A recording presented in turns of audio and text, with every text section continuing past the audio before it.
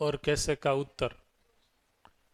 हरेक स्थिति परिस्थिति में कई रीतना मारे व्यवहार करवो, कार्य करवू ए मने क्लियर है। एने कीधु हरेक क्यों और कैसे का उत्तर। एने ज बीजी भाषा में समझ एवं पण कीधु, अहींया लख्युं छे समझ। बराबर। तो निरंतर समझ साथे छुं एटले हूँ निरंतर सुख साथे छुं, एवी रीतना कीधुं। उसी तरीके से सुख बराबर स्वीकृति के भाव में जीना। तो स्वीकृति किसकी होगी? व्यवस्था की ही स्वीकृति होगी, अव्यवस्था की स्वीकृति नहीं होगी। तो निरंतर व्यवस्था की स्वीकृति के भाव में जीना, उसी को कहा सुख। बधा लोको अहींया कनेक्टेड छे? पाछळ आगळ? Okay, good. तो व्यवस्थानी स्वीकृति बराबर सुख। एटले पछी व्यवस्था एटले शुं ए समजवानी वात निकળી। तो व्यवस्था एटले एम कीधुं के व्यक्ति, परिवार, समाज अने प्रकृति में व्यवस्था छे। एने आपणे जोवा जाए तो अवस्थाओना स्वरूपमां 4 अवस्था स्वरूपे जोवा मळे छे। बराबर। अवस्थाओ केटली छे? आ बधी अवस्था छे ज्यां ज्यां व्यवस्थाओ छे। तो 4 अवस्था जोवा मळे छे। मटीरियल ऑर्डर, पदार्थावस्था, प्राणावस्था, प्लांट ऑर्डर, जीवावस्था, एनिमल ऑर्डर, अने चौथुं कीधुं मानव अवस्था अथवा तो ज्ञानावस्था। आ 4 अवस्था छे ई प्राकृतिक रीते धरती उपर जोवा मळे छे। आ 4 अवस्था छे ई जो आपणे व्यवस्थित जोईए तो एकबीजाने पूरक छे। एकबीजाने पूरक छे। पूरक अने म्यूचुअल एनरिचिंग छे।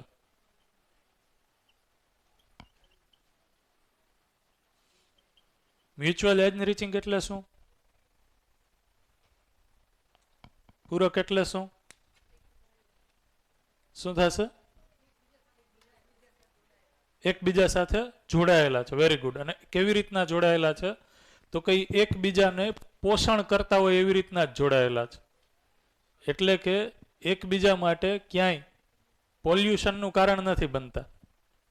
बराबर। जेम के एक्जाम्पल आप्युं हतुं चेतनाबेने के धरती उपर एटले के पृथ्वी उपर, जमीन उपर, पदार्थावस्था उपर कोई बीज नाखीए तो वृक्ष उगे छे, प्राणावस्था उगे छे।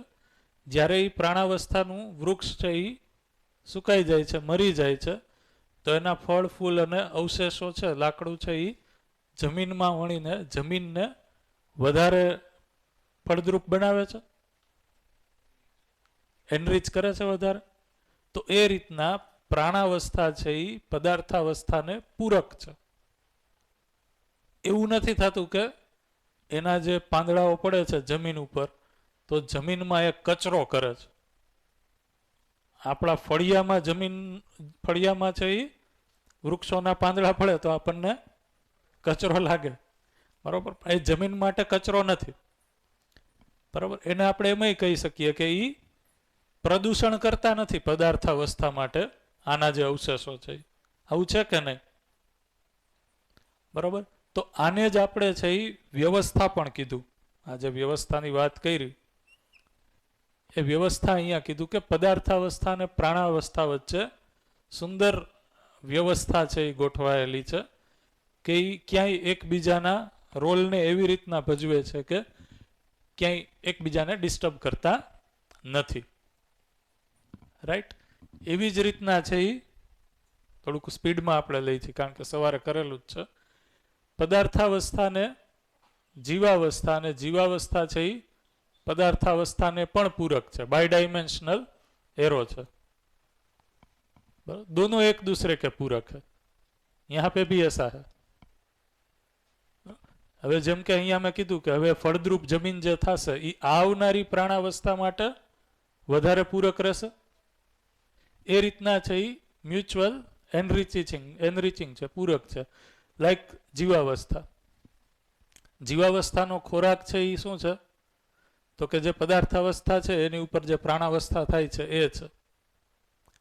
તો એ લઈને જીવાવસ્થા જે મળમૂત્ર છોડે છે પદાર્થાવસ્થા ઉપર, એના કારણે ફરીથી જમીન છે એ એનરિચિંગ થાય છે. બરોબર. તો એવી રીતના છે એ જીવાવસ્થા અને પદાર્થાવસ્થા, પદાર્થ અને જીવ છે એ પણ એકબીજાને પૂરક છે.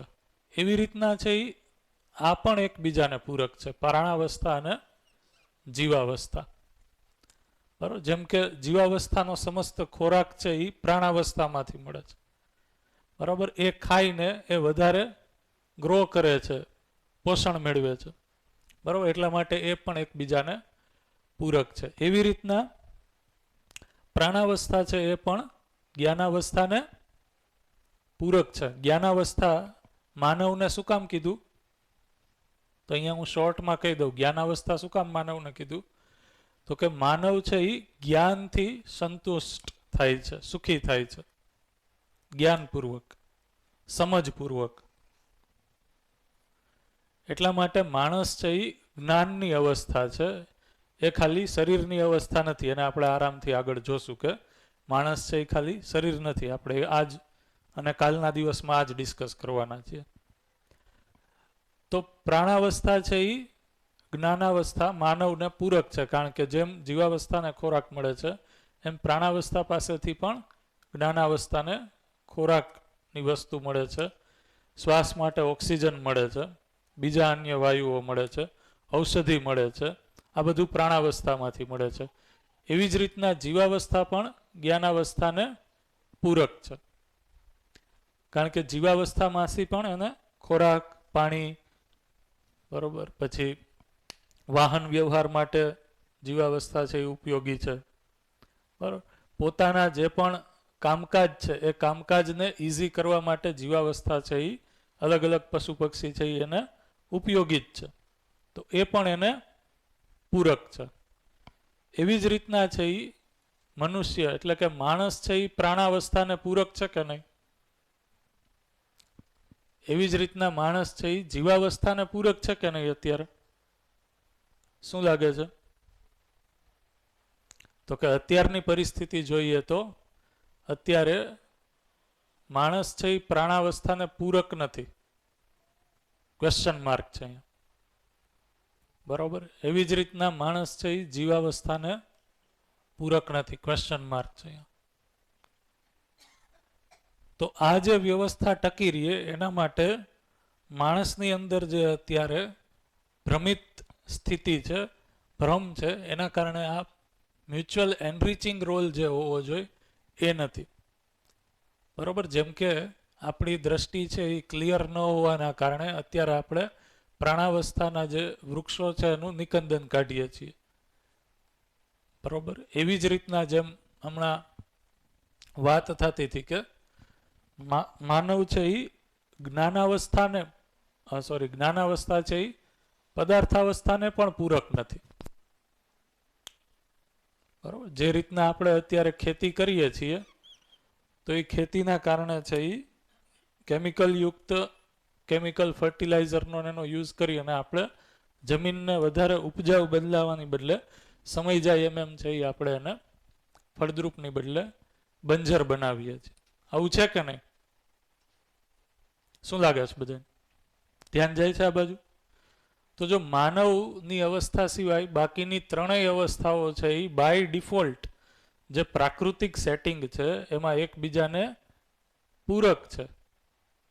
એટલા માટે જ માણસ સિવાયની બાકીની વ્યવસ્થાઓ પ્રાકૃતિક વિધિથી એક વ્યવસ્થા દેખાડે છે, એક વ્યવસ્થા છે.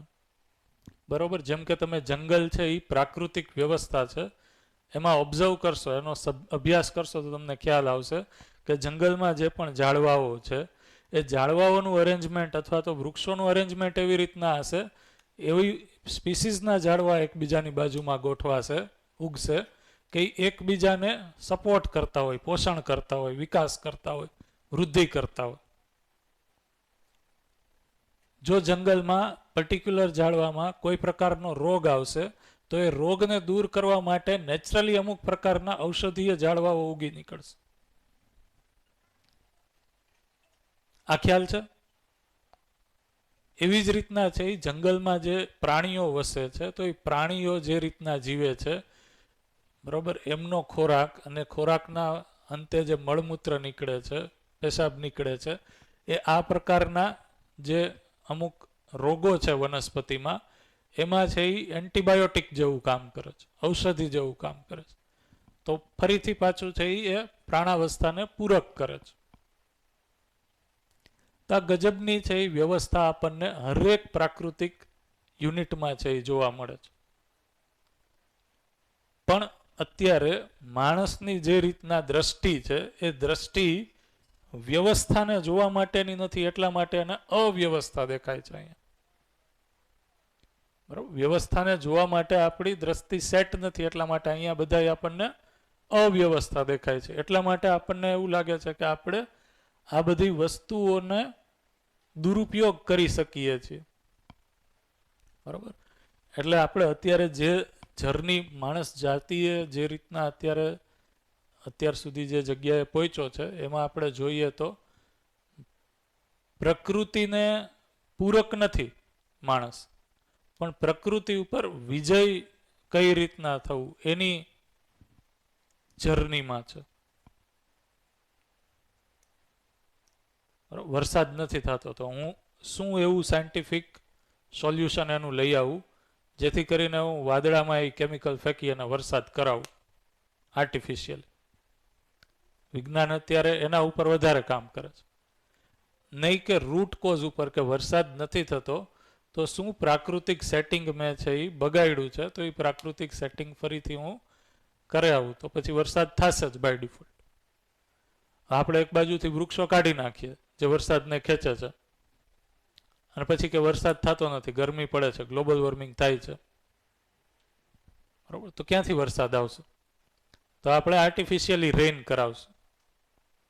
હમણાં જે થોડીક વાર પહેલા વાત થતી હતી કે we tried to be supreme on natural entities. તો જ્યારે આપણે પ્રકૃતિની વ્યવસ્થાને જોઈ નથી શકતા ત્યારે આપણે એની ઉપર વિજય મેળવવા માટે, સુપ્રીમસી એસ્ટાબ્લિશ કરવા માટે આ કરીએ છીએ, અને એ કરતાં આપણે બીજી અવ્યવસ્થા છે એ ઊભી કરીએ છીએ. તો એક પ્રોબ્લેમના સોલ્યુશનને આપણે ફાઇન્ડ આઉટ કર્યું, બીજી 100 પ્રોબ્લેમ છે એ ઊભી થાય. બરાબર, જેમ કે અત્યારે આપણે વૃક્ષોનો જે રીતના છે એ વિગતના જે જૂના 20-50 વર્ષમાં વૃક્ષોનું નિકંદન કાઢ્યું, ડિફોરેસ્ટેશન થયું છે, એના કારણે પૃથ્વી ઉપર જે ગરમી વધી છે, ઉપરથી આપણે ફોસિલ ફ્યુઅલ્સનો યુઝ સૌથી વધારે કર્યો, એના આધારિત વાહનો આપણે ચલાવ્યા, એના કારણે જે પ્રદૂષણ થયું, એના કારણે જે ગરમી વધી છે, એ ગરમીને દૂર કરવા માટે હવે આપણે એક પ્રોબ્લેમ ઊભો થયો ગરમીનો, તો એના માટે આપણે છે શું ટેમ્પરરી સોલ્યુશન અત્યારે રાખ્યું છે? એસી છે, કુલર છે, બરાબર. તો આ બધા ટેમ્પરરી સોલ્યુશન છે. એ ટેમ્પરરી સોલ્યુશન છે એ બીજી અવ્યવસ્થા ઊભી કરે છે. જેમ કે આ પ્રકારના એસીના વાતાવરણમાં તમે કન્ટિન્યુઅસ રહ્યો તો કોઈએ રીડ કર્યું હશે કે આપણા શરીર માટે છે એ પોષક નથી, શરીરને વધારે છે એ હેરાનગતિ કરે એવું છે, બરાબર. આપણા શરીરના સ્ટ્રક્ચરને એ વધારે તોડે છે. એક ઉંમર પછી એ તરત જ જોવા મળે આઉટપુટ. કોઈને ખ્યાલ છે, રીડિંગ છે કોઈનો આ બાબત ઉપર છે ને? તો હા,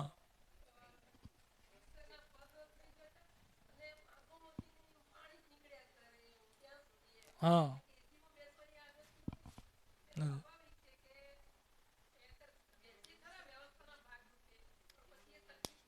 થાય જ થાય જ. બીજી વસ્તુ, જે રીતની માનસિકતાથી આપણે આગળ વધ્યા, જે એજ્યુકેશનની માનસિકતાથી આપણે આગળ વધ્યા, એજ્યુકેશનમાં આપણે શ્રમને નકારી દીધું.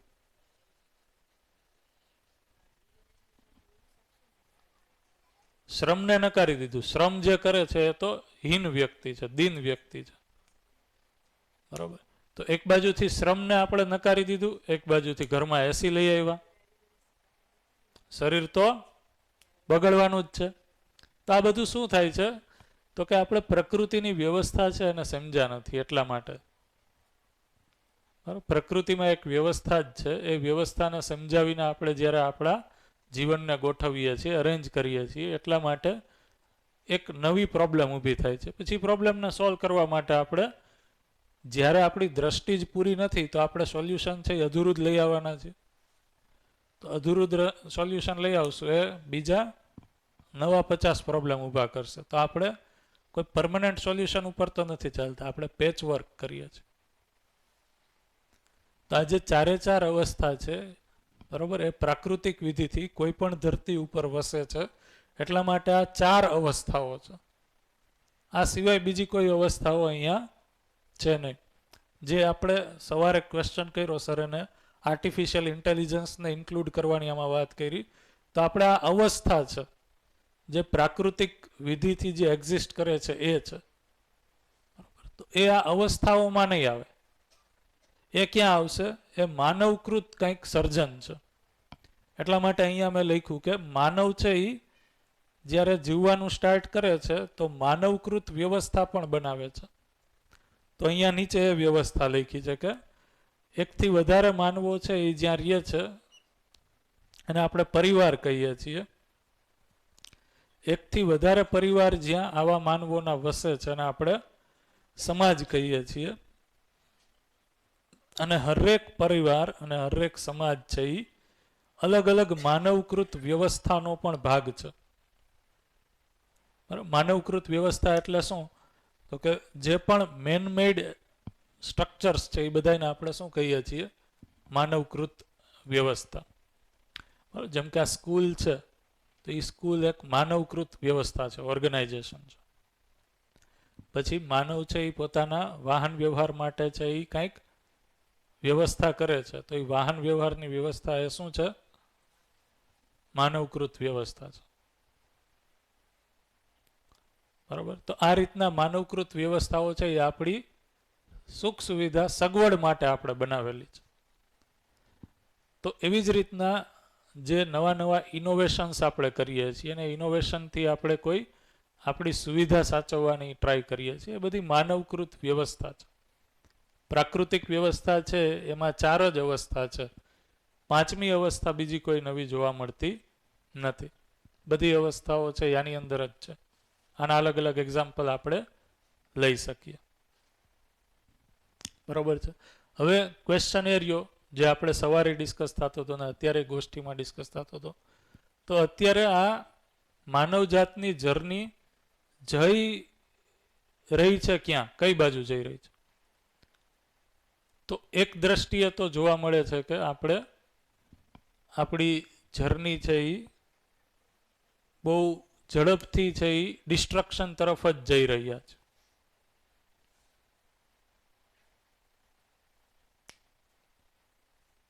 બરોબર છે. પણ સાથે સાથે માનવમાં ચેતનામાં એટલે કે એના વિચારમાં અત્યારે એ વિચાર પણ ઉદ્ભવ્યો છે કે જે ક્યાંક ને ક્યાંક આપણી જર્નીમાં આ જે ડિસ્ટ્રક્શન તરફની જર્ની છે એ જર્નીને રોકી અને કન્સ્ટ્રક્શન તરફની જર્ની તરફ જાય. જે રીતની વિચાર સ્વતંત્રતા, વાણી સ્વતંત્રતા, તર્કને સ્થાન આપવું ભાષામાં, સંવાદમાં, એ અત્યારે જોવા મળે છે. that has been not seen before in the history of human race. તો એના કારણે થોડી ઘણી એ આશા છે કે આજે આપણે સ્પીડથી વિનાશ તરફ, ડિસ્ટ્રક્શન તરફ જઈ રહ્યા છીએ, એને આપણે રોકી શકશું. બરોબર. બાકી ઘણા બધા સાયન્ટિસ્ટોએ છે એવું કહી જ દીધું છે કે ધરતી છે એ ઓલરેડી પોલ્યુશન લેવલ ઉપર એક એનો ટિપિંગ પોઈન્ટ છે એ ક્રોસ કરી ચૂકી છે. ઇફ વી નોટ એલર્ટ, હવે એ રિવર્ટ બેક કરી શકશે નહીં. અત્યારે હજી ધરતીમાં એ સ્થિતિ છે કે એ રિવર્ટ કરી શકશે જો આપણે એને એના નેચરલ હાલ ઉપર છોડી દેશું તો.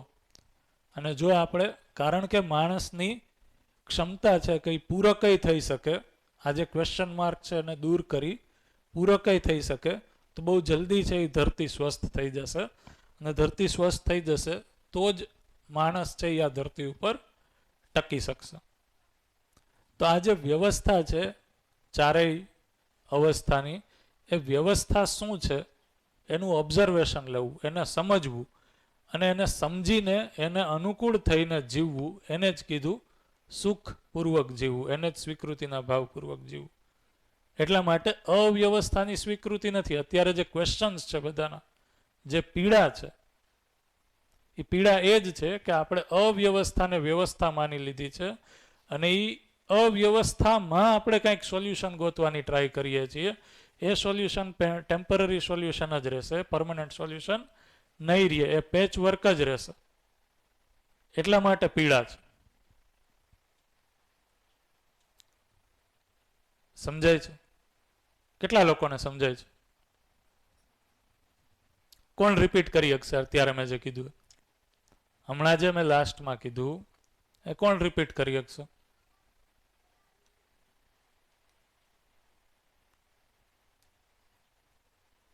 ચાલો,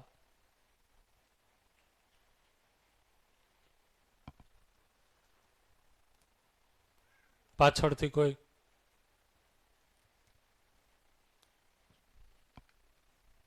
કોઈ સ્ટુડન્ટ હાથ ઊંચો ન કરે તો અમે ફોર્સફુલી આપીએ માઇક.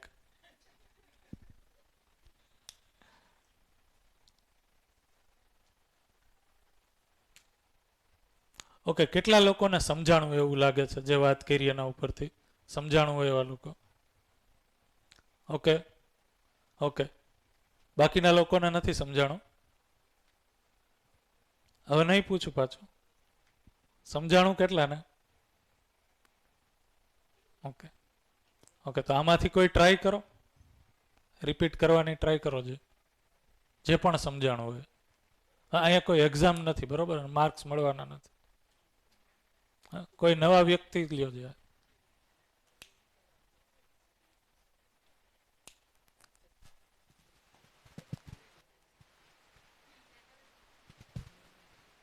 આપણે છે ને અવ્યવસ્થાને સમજવાની કોશિશ કરો છો, પણ વ્યવસ્થામાં સમજવાની કોશિશ નથી કરતા. એના માટે દુઃખી રહીએ છીએ. એટલે અવ્યવસ્થાને સ્વીકૃત કરવાની પ્રયાસ કરો છો, વ્યવસ્થાને સ્વીકૃત કરવાની પ્રયાસ નથી કરતા. પછી ચારેય અવસ્થા પૂરક કઈ રીતના છે એ શું સમજાણું? અને ક્યાં પૂરકતા નથી એમાં શું સમજાણું? તમારું પોતાનું કોઈ એક્ઝામ્પલ હોય તો કયો એમાં, કે જ્યાં તમે પૂરકતા જોઈ શક્યા હોય અને કોઈ એક્ઝામ્પલમાં પૂરકતા ના જોઈ શક્યા હોય એવું. કઈ વાંધો નહીં, બીજું કોઈ કહે. ચાલો, બહેનોમાંથી આ સાઈડ. કયો, તમે કયો છે. તમે એમ કીધું કે અવ્યવસ્થાની અંદર વ્યવસ્થા શોધવાની કોશિશ કરી રહ્યા છીએ. એટલે અવ્યવસ્થામાંથી વ્યવસ્થા તો ના જ મળે. વ્યવસ્થાની સ્વીકૃતિ થઈ શકે તો સ્વીકૃતિ થઈ શકે. અવ્યવસ્થામાં તમે કોઈ સોલ્યુશન કરશો તો એ પણ ટેમ્પરરી હશે. ધારો કે હાલ બહુ ગરમી લાગે છે, આપણે એસી ને બધું ચાલુ કરીએ છીએ તો ટેમ્પરેચર તો મેન્ટેન થઈ જાય છે, પણ એના કારણે પછી બીજા ગ્લોબલ વોર્મિંગ એવા અંદર ટેમ્પરેચર ઘટી જાય, બહાર ટેમ્પરેચર વધારે છે, તો એ બી નુકસાન જ કરે છે. પછી ઝાડો બધા કાપી નાખે છે, એની જગ્યાએ કુંડા બધા લગાડે છે. પણ હવે કુંડાથી હાલે એમ નથી, ઝાડવા જ વાવવા પડે. છોડવાઓથી અને ચાર અવસ્થા છે: પદાર્થાવસ્થા, પ્રાણાવસ્થા, જીવાવસ્થા અને ક્ષારાવસ્થા. રાઈટ. તો પદાર્થાવસ્થા પદાર્થમાં જમીન આવે, જમીન પર આપણે ઝાડ વાવીએ તો એવું કે છે જ્યારે મરી જાય છે તો જે પોષક તત્વો એ પાછા જમીનમાં સમાઈ જાય, એટલે પાછી જમીન ફળદ્રુપ બની જાય છે. તો એ વ્યવસ્થા છે, જોઈ શકાય. ગુડ. તમે તો સાયન્સના સ્ટુડન્ટ છો, તો મેં એક્ઝામ્પલ આપ્યું તો દેખાડો, તમને કોઈ એક્ઝામ્પલ સમજાવો એના ઉપરથી જ્યાં તમે વ્યવસ્થા જોઈ શકાવ. પછી પદાર્થાવસ્થા પ્રાણાવસ્થા વચ્ચે હોય, પદાર્થાવસ્થા જીવાવસ્થા વચ્ચે હોય, પ્રાણાવસ્થા જીવાવસ્થા વચ્ચે હોય. હા, કાંઈ વાંધો કાંઈ વાંધો નહીં. નહીં. Continue તમારું. પછી પદાર્થ પર પ્રાણવસ્થામાં કે વનસ્પતિઓ ઉગે છે એ જીવો જે પશુ પક્ષીઓ ખાય છે એટલે પદાર્થ અવસ્થા એના સાથે પૂરક થઈ અને પ્રાણાવસ્થાને એને પછી પૂરક. જીવાવસ્થા, તો જીવાવસ્થાના જે મળમૂત્ર હોય જે મરી જાય તો એનામાંથી બીજે તત્વો બધા જમીનમાં સમાઈ જાય તો એ તત્વોના કારણે પ્રાણાવસ્થાને પણ પૂરક થઈ અને પદાર્થ અવસ્થાને પણ. અને જીવાવસ્થા એ છે જ માનવને પૂરક અને પ્રાણાવસ્થા વનસ્પતિ. માનવ તો એ અવસ્થા વિના જીવી જ નથી શકતો. હા, કમ્પ્લીટલી ડિપેન્ડન્ટ છે પદાર્થ અવસ્થા, પ્રાણાવસ્થા અને જીવાવસ્થા ઉપર જીવવા માટે. આ દેખાય છે? જો આટલું સમજાય તો આપણે પ્રકૃતિ પ્રત્યે તરત જ કૃતજ્ઞતા છે એ આવે. બરોબર છે? વેરી ગુડ, સરસ, ગુડ, સારું શેરિંગ છે, ગુડ.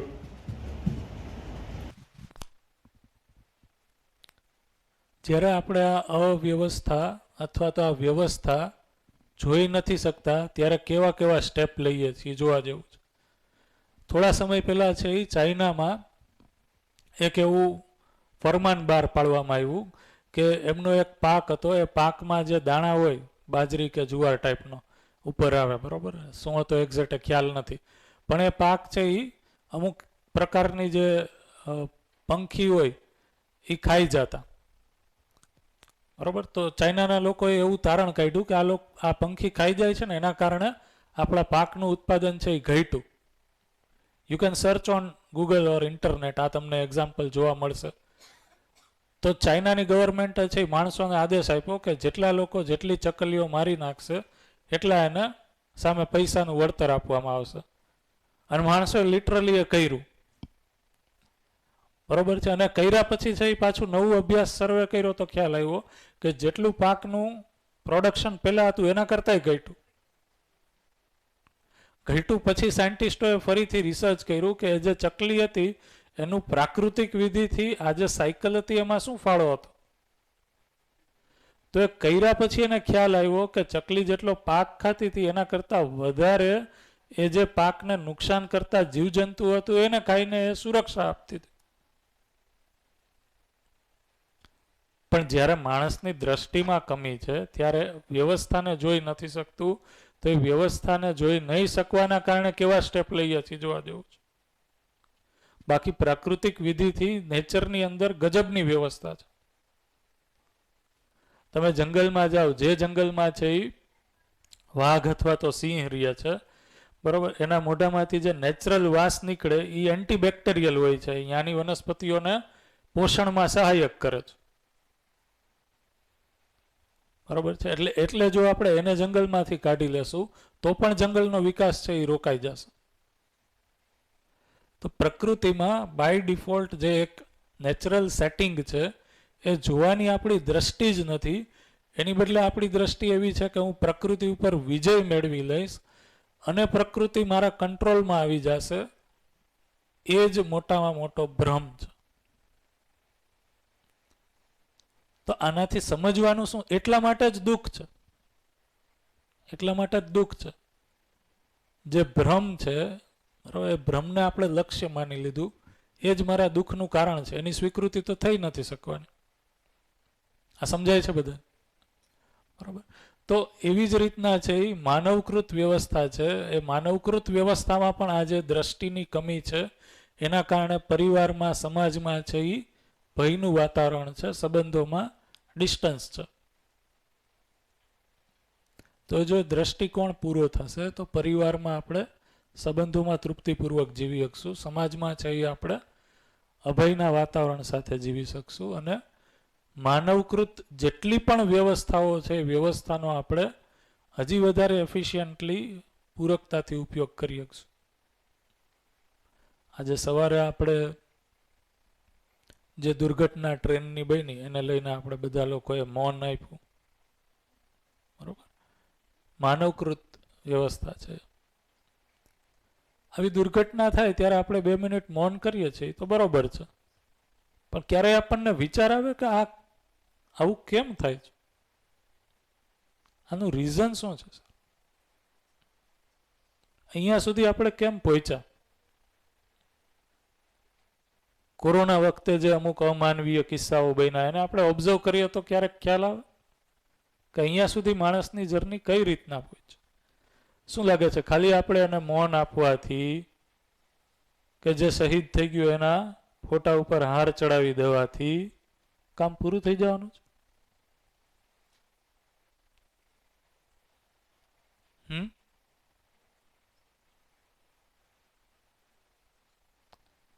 જેટલું ટ્રાન્સપોર્ટેશન અત્યારે માનવ જાતિમાં થાય છે એટલા ટ્રાન્સપોર્ટેશનની સુખપૂર્વક શાંતિપૂર્વક જીવવા માટે કોઈ ખાસ જરૂર નથી, પણ સુખ શું છે એ સમજાણું નથી એટલે એક જગ્યાએથી બીજી જગ્યાએ દોડ્યા રાખીએ છીએ.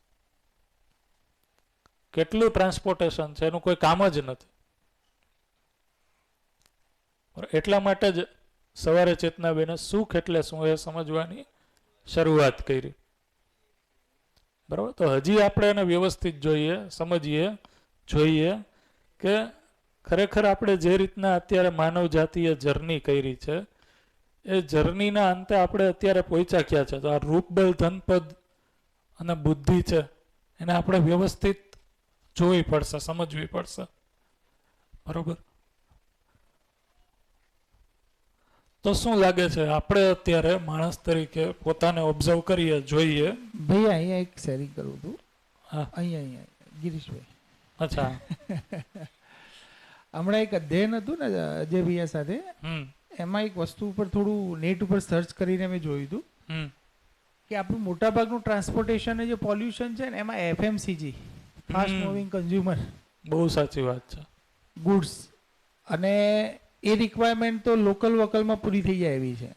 આપણું હવે વખતે જોયું હતું ને તો 70% આખા વર્લ્ડમાં 70% 70% જે ટ્રાન્સપોર્ટેશન છે ફક્ત આ ગુડ્સને બહુ સાચી એક જગ્યાએથી બીજી જગ્યાએ, એમાં માનવને જે ટ્રાન્સપોર્ટેશન, દાખલા મારે મારા પરિવારના ત્યાં જવું છે અને હું ગાડી લઈને જઉં છું, એ પ્રકારનું ટ્રાન્સપોર્ટેશન તો 20-30% જ છે. રાઈટ, પણ બાકીનું ગુડ્સને લઈને જ વધારે છે. અને એમાં એફએમસીજી જે એફએમસીજી માની લો કે અહીંયા સિમલામાં બનેલું સફરજન અહીંયા લાવો, કે પછી ઓસ્ટ્રેલિયાની કીવી લઈ આવો, કોટન અહીંયા બનતું હોય એ કોટન જાય કંઈક બાંગ્લાદેશમાં, બાંગ્લાદેશમાંથી વળીને બીજી જગ્યાએ જાય વિયેતનામમાં, ત્યાંથી પ્રોડક્ટ તૈયાર થઈને પછી અહીંયા આવે. એટલે આખું ચક્કડું ભમાવામાં ટ્રાન્સપોર્ટેશન મોટા ભાગનું ત્યાં થાય છે, ને એમાં પોલ્યુશનનો મોટો રોલ એના અંદર છે. એટલા માટે અત્યારે તમે જોશો તો ઘણી અમુક એનજીઓ છે એવી મુવમેન્ટ ચલાવે છે કે produce local and consume locals. FMCG વસ્તુઓ તો ખાસ, પાછી એની રખરખાવ ને દેખાવમાં અને વ્યવસ્થિત રાખવા માટે કોલ્ડ સ્ટોરેજથી લઈને બધી વ્યવસ્થા. હવે તમે વિચાર કરો, જો આને આરામથી આપણે જોઈએ તો એ કોલ્ડ સ્ટોરેજ બનાવવા માટે એ પર્ટિક્યુલર ટેકનોલોજીમાં ઘણા સ્ટુડન્ટે સ્ટડી કર્યું હશે ને, ઘણો હ્યુમન રિસોર્સ છે અહીંયા ડાયવર્ટ થયો હશે ને, કે હું કેવું કોલ્ડ સ્ટોરેજ બનાવવું જેની એફિશિયન્સી છે એ મિનિમમ એનર્જીથી મેક્સિમમ આપી શકે એવું હોય. એનું રિસર્ચ, એના ગેસના રિસર્ચ, એના સ્ટ્રક્ચરના રિસર્ચ. જ્યારે કે અહીંયા હ્યુમન રિસોર્સને એટલી ડાયવર્ટ કરવાની કાંઈ જરૂર જ નથી જો આપણે વ્યવસ્થાને સમજી લઈએ તો. શરીર સ્વાસ્થ્યના અર્થમાં આપણે આગળ જોશું ત્યારે આવશે કે એફએમસીજી પ્રોડક્ટ્સમાં તો ખાસ જે આપણે દરરોજ ખાઈએ છીએ, શાકભાજી, ફળ, ફ્રૂટ, એ બધી વસ્તુ, આ બધી જ વસ્તુ છે એ જેટલી લોકલ પ્રોડ્યુસ્ડ છે અને લોકલ કન્ઝ્યુમ્ડ છે એટલી આપણા શરીર માટે વધારે બેનિફિશિયલ છે. બરાબર, આયુર્વેદનો સ્ટડી આપણા લોકોએ જે કર્યો છે ગજબનો છે. આયુર્વેદમાં લખેલું છે કે માણસના શરીર માટે જે લોકલી પ્રોડ્યુસ થાય છે અને ઇઝીલી અવેલેબલ છે એ વસ્તુ એના શરીર માટે મેક્સિમમ બેનિફિશિયલ છે.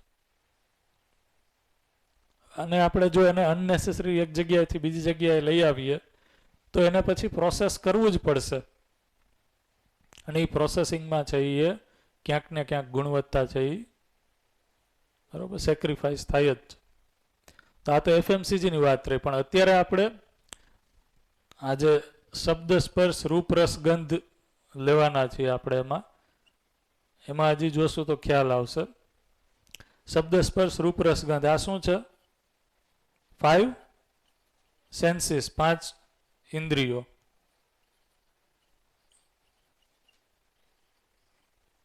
તો અહીંયા 2 શબ્દ તમારી સામે મેં રાખ્યા છે, બરાબર? જિંદા રહેના અને જીના. બરાબર? જિંદા રહેના અને જીના શબ્દ ઉપરથી શું લાગે છે? બેમાં શું ડિફરન્સ છે? જિંદા રહેના કોને કહેવાય? આપણે અત્યારે जिंदा છીએ, क्या अभी हम जिंदा है या जी रहे हैं? क्या लगता है? जिंदा है. क्या डिफरेंस है दोनों में? किसे हम कहेंगे जिंदा रहना और किसे जीना? क्या लगता है? जिंदा रहना એટલે શું? જીના એટલે શું? ગુજરાતીમાં સાવ લેમેન લેંગ્વેજમાં કહીએ તો જીવવું અને જીવન કાઢી નાખવું, બેમાં શું ડિફરન્સ? ટાઈમ પાસ કરવો એમ કહીએ ને આપણે, અને જીવવું, બેમાં શું ડિફરન્સ? સમજાય છે ને? શું ડિફરન્સ છે બેમાં? જિંદા રહેના અને જીનામાં શું ડિફરન્સ છે? એક મિનિટ, બીજા કોઈ બોલે તો ચક્રવર્તી સર તો કન્ક્લુડ કરી દે. હજી કોઈ બોલે તો, નવા લોકો બોલો, પછી સર પાસે જઈએ. ચાલો, શું લાગે છે? શબ્દ ઉપરથી, શબ્દો તો ભણ્યા જ છો ટીચર, શું ડિફરન્સ લાગે છે? જિંદા રહેના કોને કહેવાય? જીવવું કોને કહેવાય? જે પણ તમને લાગતું હોય, એક્ઝામ નથી. હા બોલો જય બેન, તમે બોલો, ટ્રાય કરો. ગુડ. તમારું નામ શું છે પેલા કહેજો, કાંઈ સબ્જેક્ટ ભણાવતા હોય તો. કૃષ્ણા પંચાલ, ક્લેરિકલ વર્કમાં છું. ક્લેરિકલ વર્કમાં, ગુડ. ક્લેરિકલ વર્કમાં લોકો છે એ તૈયારી દેખાડે છે, ટીચર શું કરે છે? गुड. चलो सर, जिंदा रहना मतलब एक ही टाइप की जिंदगी जीना कि हम आए हैं पृथ्वी पर और हमको जो भी जवाबदारी है वो निभा के चले जाना है. जो रूटीन है, सुबह उठे, ये काम किया, वो काम किया, हमारे काम पे गए, वहाँ से ख़त्म करके वापस आए, फिर जो भी रूटीन है वो ख़त्म करके फिर से दूसरे दिन के काम में लग जाते हैं. तो ये जिंदा रहना हुआ. Okay, good. और जीना मतलब जो भी खुशियाँ हैं जिस काम से हमको मिलती है वो हम ढूंढ नहीं पाते हैं. मेरी इतनी समझ है. बहुत बढ़िया. Good good good. सरस સરસ. અહીંયા એક માઇક આપજો, પછી અહીંયા આપજો. जिंदा रहना यानी रोज का रूटीन. હા પાછળ. તમે કન્ટિન્યू કરો મેડમ. અત્યારે जैसे कि बोला कृष्णा, जिंदा रहना यानी रोज का एक रूटीन. सुबह में उठे, ये काम किया, इसके बाद ये समय पर ये करना है, उस समय वो फिनिश करके वो करना है. उसके पीछे कोई गोल या मोटिव नहीं है. राइट. और जीना जो है, हमको अपनी जिंदगी अपनी तरीके से जीना है, या जो भी है, मतलब मन भर के जीना है. उसके पीछे कोई एक एम है, गोल है. उसके पीछे, हाँ, उसके पीछे कोई अपना ध्येय है. ये ध्येय बिना का हम जिंदा रहना है, उसमें कोई ध्येय है. मेरे हिसाब से ऐसा है. સરસ. નાઇસ. ગુડ. આ બાજુ. અહીંયા આપજો. તમે બોલી લ્યો બેન. जिंदा रहना यानी क्षणिक सुख. જે આપણે કુર્તી લાયા તો પહેરી ત્યાં સુધી આપણને એમ થયું કે અને હિંમત વાળું એક્ઝામ્પલ આપ્યું તમે તો. જીના એટલે મતલબ કે જે સુખ આપણને એનાથી મળી જ રહે, મતલબ એનાથી આપણે ખુશ જ રહીએ, એ જીના એમ કે નિરંતર સુખ. અચ્છા. તમે કરેલી છે શિબિર? હા. चालू કરીને करो. जिंदा रहना यानी जैसे कि जीवावस्था में जो प्राणियों शामिल होते हैं, तो प्राणी क्या करते हैं कि वो अपनी जो ये 5 सेंसेस होते हैं उससे वो अपना सिर्फ शारीरिक गुजारा कर सके, तो उसको हम जिंदा रहना कह सकते हैं. जैसे कि हम हैं, मानव है, तो मानव हम ये 5 इंद्रियों के लेके हमारे जो शारीरिक नीड्स है उसको फुलफिल करते हैं.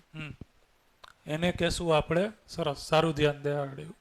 આહાર, નિંદ્રા, ભય, મૈથુન, આટલી વસ્તુ કરીએ છીએ માણસ તરીકે, ને પ્રજનન. कंटिन्यू. और जीना यानी हम हमारे विचारों को और हमारी चेतनाओं को लेके हम इससे कुछ और सोचे, हमें क्या आगे करना है उसकी तरफ हम जाए. ये शब्द, ये जो 5 इंद्रियों को छोड़ के उसके अलावा जो अचीव करना है उसे हम जीना कहते हैं. गुड. हाँ सर, कंटिन्यू.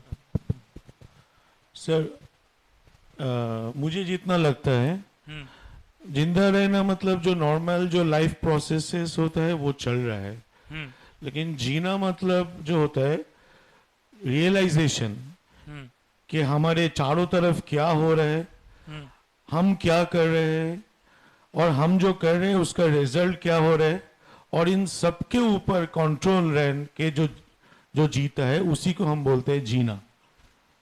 ये मुझे मेरा ये है. बहुत बढ़िया, बढ़िया, अच्छा, गुड. હજી કોઈ યસ અહીંયા આગળ આપજો. બધા લોકો બોલો, આમાં બધા બોલી શકે એવા જ છે. જેટલા લોકો એ આન્સર આપ્યો એ લગભગ જે અહીંયા આપણે લખવાના હતા એ જ આન્સર આપ્યો છે, એટલે નેગેટિવ માર્ક્સનો ચાન્સ નથી. યસ, તમારો સબ્જેક્ટ અને તમારું નામ કહેજો. ओके, તમારો અવાજ બંધ છે. जीना यानी हम जैसे हमारे परिवार को लेकर हम परिवार, समाज और ये जो पदार्थावस्था, प्राणिवस्था, ये सबको साथ में लेकर उनका संतुलन बना के रख के हमें आगे की जर्नी करनी, उसे हम जीना कह सकते हैं. बढ़िया, बढ़िया, बहुत बढ़िया. अच्छा, पाछड़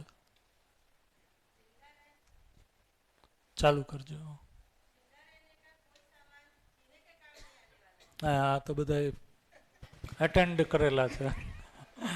बोलो, बरोबर. और जीना का मतलब है कि जो भी सुख हम पाते हैं वो निरंतर होना चाहिए, और वो कोई भी सुख अभी हम नहीं पा रहे, अभी हमारी सब इच्छा ही होती है किसी भी चीज़ के लिए, और वो भी क्षणिक होती है. लेकिन यहाँ से हम ये सीखेंगे कि जीना है तो निरंतर सुख कहाँ से पाना है. सुख जो मिलता है वो मौलिक का. यहाँ से ही आप स्कूल में? हाँ, स्कूल में संस्कृत पढ़ाती हूँ मैं. संस्कृत आपने शिविर किया हुआ है? हाँ, एक बार किया है. अच्छा, हाँ, कंटिन्यू, आप बोल रहे थे. हाँ, तो जो भी हम काम करते हैं वो सुख निरंतर तो नहीं होता है. अभी आए यहाँ कुछ मिलेगा वो निरंतर होगा, वो कभी याद भी रहेगा. जैसे पहले लिया शिविर तो आज थोड़ा याद है तो बोले, अभी दूसरी बार लेंगे, तीसरी बार शिविर में आएंगे तो वो निरंतर सुख में आ जाएगा. लेकिन जो हम थोड़े बहुत काम करते, घर के काम करते, सुख होते, वो निरंतर सुख ही नहीं होते. घर में कोई चीज ला दी तो भी वो निरंतर सुख नहीं होता है. 2 साल के बाद तो वो भी पूरा ना होने वाला है. बाहर खरीदने जाते हैं कपड़ा, तब ये ध्यान में रहता है. हाँ, वो नया होता है तो अच्छा लगता है. 1 महीने के बाद नहीं पसंद है. वो सुख निरंतर नहीं रहता. नहीं, मैं ये बोल रहा हूँ कि बाहर हम जब कपड़े खरीदने जाते हैं तब ये लाइन याद रहती है? नहीं, तो आवश्यकता के अनुसार खरीदना चाहिए, लेकिन वो स्त्री की जाति ऐसी होती ना, जो पसंद है वो ले लेते हैं. हाँ. लेकिन ये अच्छा है कि इसके ऊपर हम सभा में बोल पा रहे हैं, स्वीकार कर पा रहे, इतनी हिम्मत आ रही है अभी. गुड. और कोई अगर कुछ डिफरेंस दिख रहा है तो? अच्छा, इसमें यहाँ पे लिखा है जिंदा रहने में जो इनपुट आया उस अनुसार कि आहार, निद्रा, भय और प्रजनन, इसके दायरे में ही अगर हम जीते हैं और शब्द, स्पर्श, रूप, रस, गंध यानी कि इंद्रियों को खुश करने के लिए जो हम जीते हैं उसी को कहा जिंदा रहना. तो मानव इस तरीके से जीता है. क्या लगता है, पशु भी इस तरीके से जीता है या इसमें कोई डिफरेंस है? सर, वो डिफरेंस तो मैं नहीं बता रही हूँ, पर मैं ऐसा कहना चाह रही हूँ कि जिंदा रहना मतलब किसी चीज के लिए किसी को कुछ सोच के जीना कि मुझे ये चाहिए, मेरा ये गोल है, उसमें खुश रह के जीना मतलब जिंदा रहना. Okay. मतलब कि मैंने आज ये सोचा है कि मैं रामायण का एक पार्ट लेके मैं ये डिसाइड करूंगी कि इसमें क्या क्या हुआ है, वो सही। मैंने देखा, वो मैंने सोचा और उसकी खुशी में मैं जिंदा रही। और जीने का मतलब है हमें पता है क्या होने वाला है, फिर भी ना सोच के भी खुश रहना मतलब जीना। फिर से एक बार ये जीना वाला। जीने का मतलब कि हमें पता है कि आगे का रिजल्ट क्या आने वाला है, क्या होने वाला है, पर उस सबको साइड में रख के कुछ भी बिना सोचे जीना, ओके विदाउट कुछ सोचे बिना ऐसे। ओके। परिणाम यानी परिणाम अच्छा पता हो है, या खराब बुरा हो, है, वो हमें पता है, पर उसको साइड में रख के भी हम जी रहे हैं।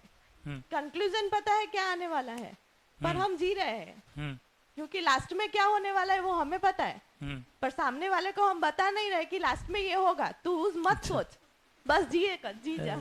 ऐसा क्यों कर रहे हैं?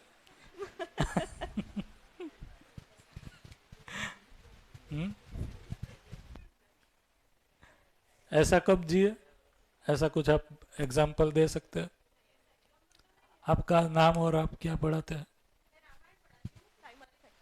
अच्छा, रामायण स्पेशल, सिर्फ रामायण, ऐसा सब्जेक्ट आता है? सब्जेक्ट आता नहीं है, पर हमने ऐसा अंदर इंक्लूड किया है बच्चों को पढ़ाने के लिए। अच्छा। उसके लिए भी मैं बच्चों की लैंग्वेज में लिखती हूँ, उसको पीपीटी में क्रिएट करती हूँ, उसके बाद पीडीएफ में दिखाती हूँ और उसके बाद में उसके एपिसोड्स दिखाती हूँ।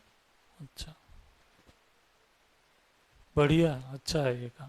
फिर उसमें भगवान राम है, वो बाण और तीर लेके है, वो लड़ते हैं। तो बच्चों को क्या लगता है, लड़ना चाहिए या नहीं लड़ना चाहिए? क्या मैसेज क्या जाता है? मैसेज यही जाता है, उनके गुड थॉट्स, उनकी जीवन की प्रेरणा, वो सब अच्छी अच्छी चीजें सिखाई जाती। अच्छा है, पर बहुत बढ़िया, अच्छा। भगवान राम का जो कैरेक्टर है उससे काफी सीखने को हमें मिलता है। बहुत बढ़िया, अच्छा।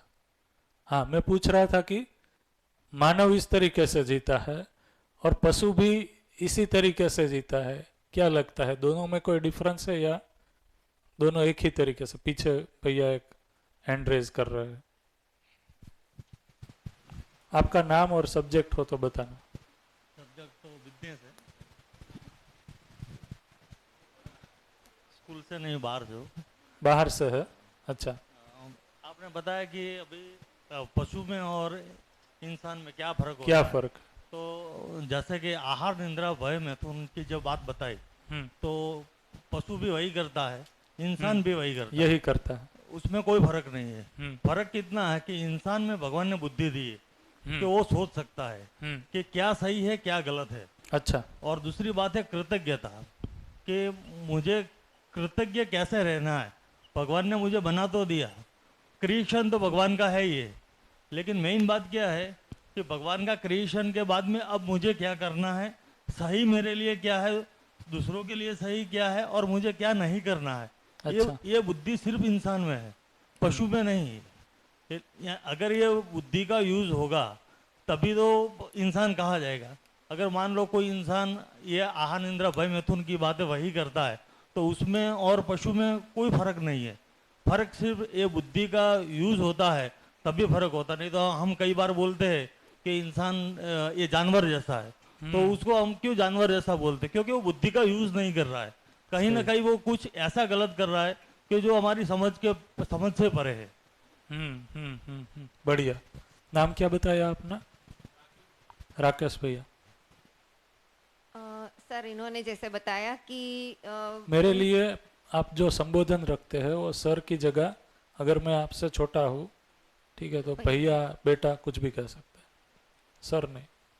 हाँ, इन्होंने जैसे बताया कि इंसान जो करता है आहार निद्रा भय प्रजनन, पशु भी वही करता है, मगर इंसान ये कर सकता है कि जीने के लिए जैसे प्रकृति से कुछ लिया तो हम प्रकृति को वापस भी कर सकते हैं। तो ये इंसान में इतनी समझ तो है, तो हम वो पशु भी करता है। हमने कहा कि जीवावस्था और पदार्थावस्था मगर अभी पूरक इंसान ये नहीं कर रहा है, ले रहा है मगर प्रकृति को दे नहीं रहा है। तो हमको ये करने की जरूरत है कि जितना हमने लिया है प्रकृति से हम दे नहीं रहे। अभी जैसे पेड़ काटे हैं जितने, तो उतने हम उगा नहीं रहे, तो उगाओ इतने पेड़।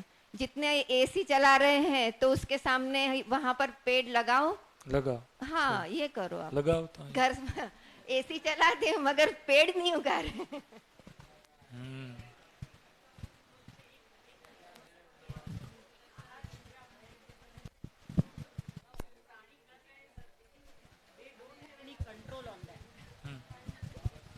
हाँ बढ़िया। We as human beings have control on that. फिर से एक बार रिपीट करें, ये सबको सुनाए। आहार निद्रा भय प्रजनन जो चीजें हैं उसमें प्राणी भी कर रहे हैं, एज ह्यूमंस भी हम कर रहे हैं सर, लेकिन उसमें प्राणियों का कंट्रोल नहीं है, हम उसको कंट्रोल कर सकते हैं।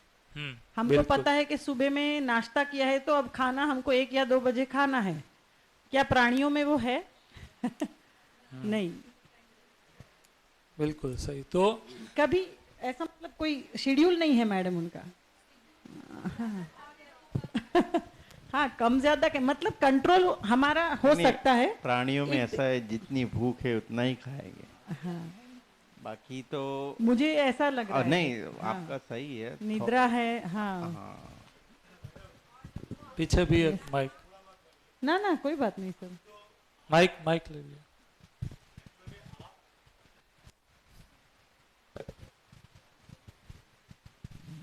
Hello. So, means respecting your whatever you have said, हमको तो अभी उल्टा ही दिखता है।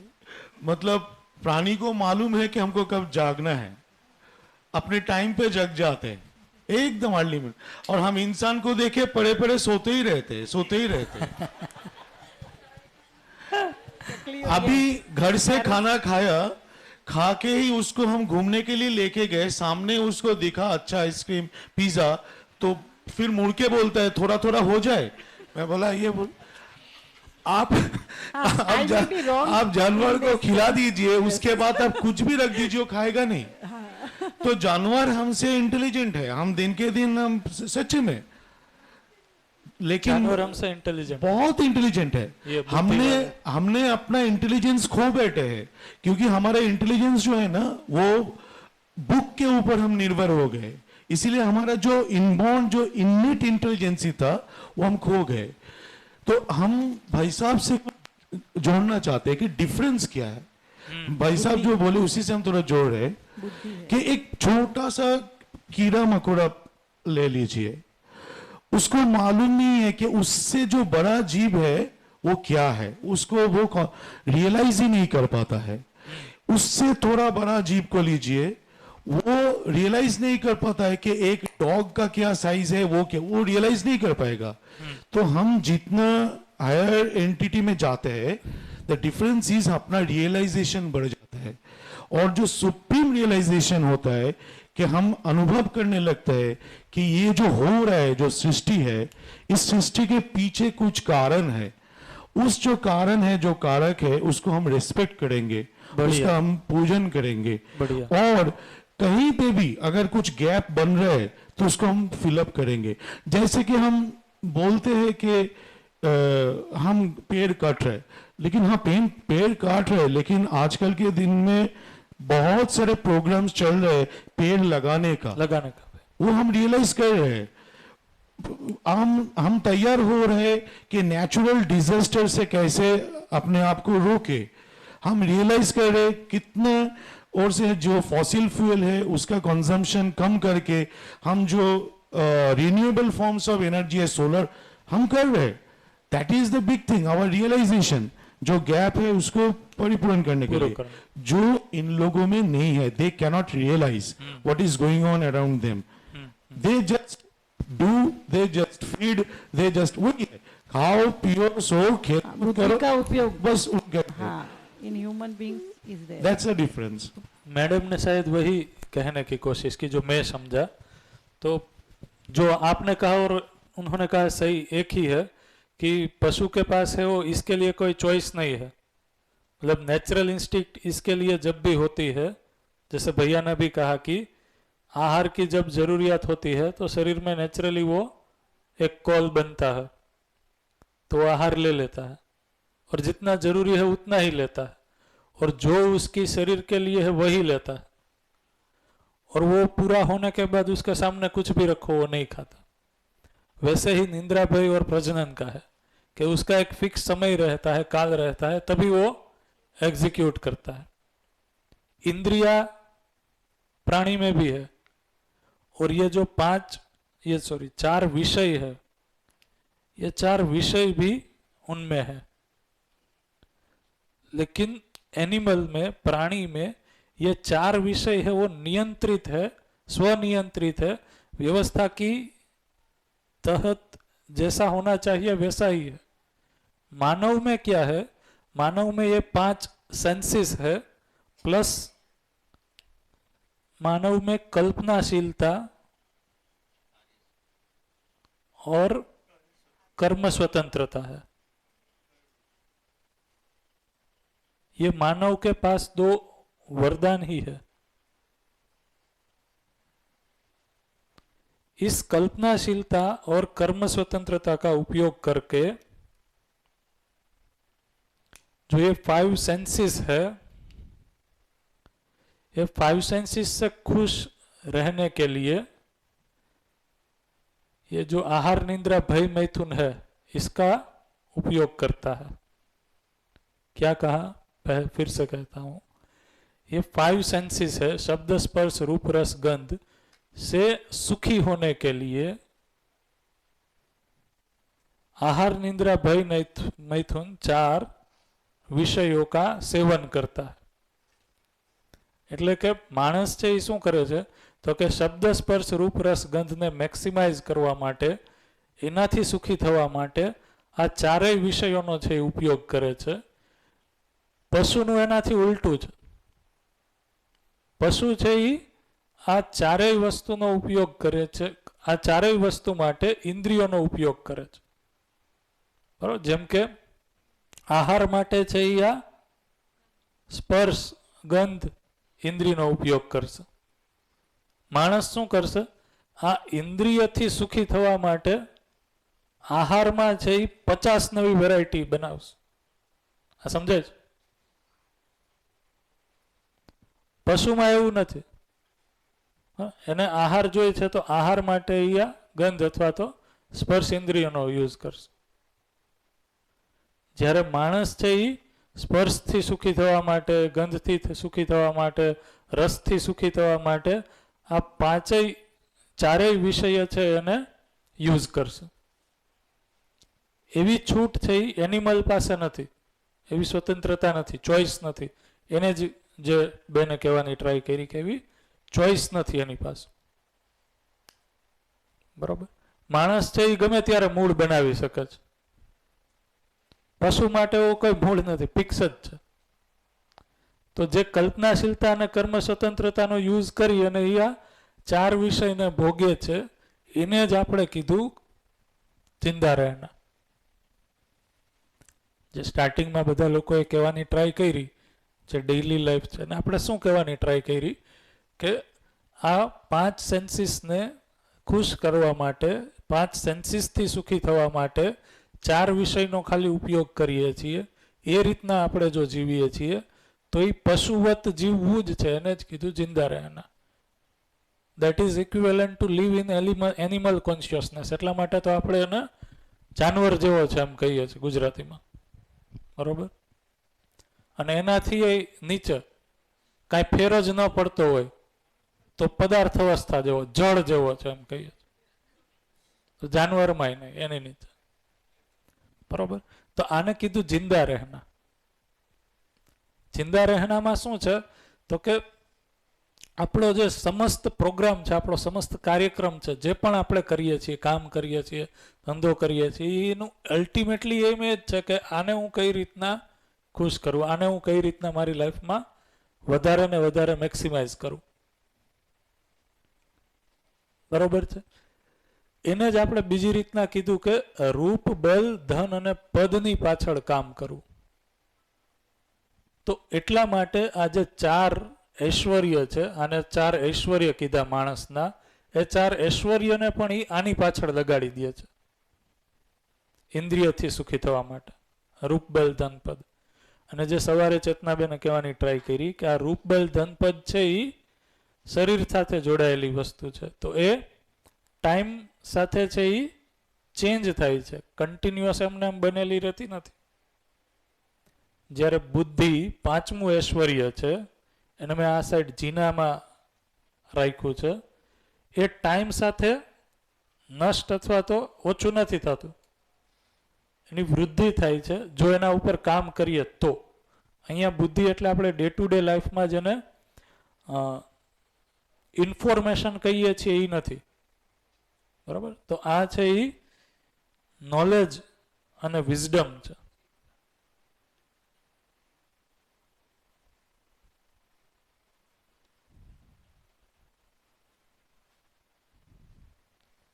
આને કીધું જ્ઞાન અને વિવેક. આ છે બુદ્ધિપૂર્વક જીવવું. એટલે કે અત્યારે હમણાં થોડીક વાર પહેલા આપણે એક્ઝામ્પલ આપ્યું હતું કે આપણી માનવકૃત વ્યવસ્થામાં આપણે જે ઇન્વેન્શન્સ કર્યા અત્યારે, એ ઇન્વેન્શન પણ આ જ્ઞાન અને વિઝડમના અભાવમાં જે અપૂર્ણ દ્રષ્ટિપૂર્વક કર્યા, એના કારણે આ ત્રણેય અવસ્થા સાથે છે એ પ્રોબ્લેમ ઊભો થયો.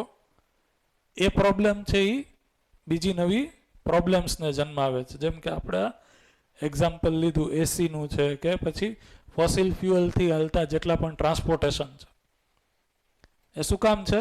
કારણ કે આપણી અંદર સાદી ભાષામાં કહીએ તો બુદ્ધિ નથી,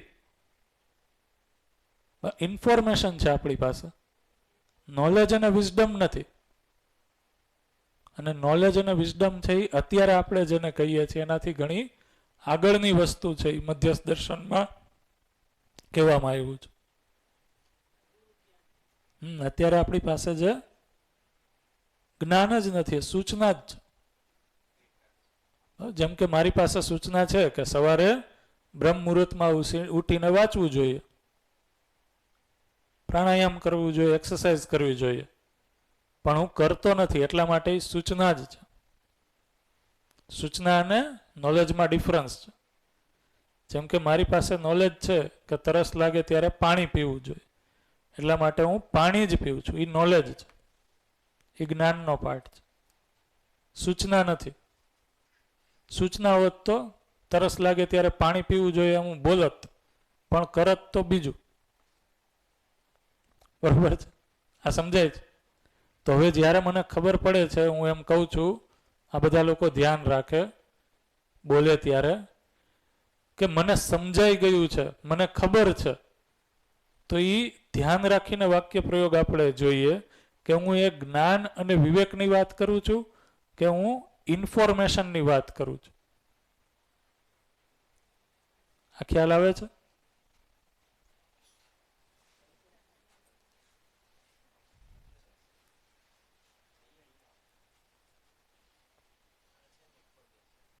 આચરણ થઈ જાય છે એટલે વિવેક ને જ્ઞાન થઈ જાય.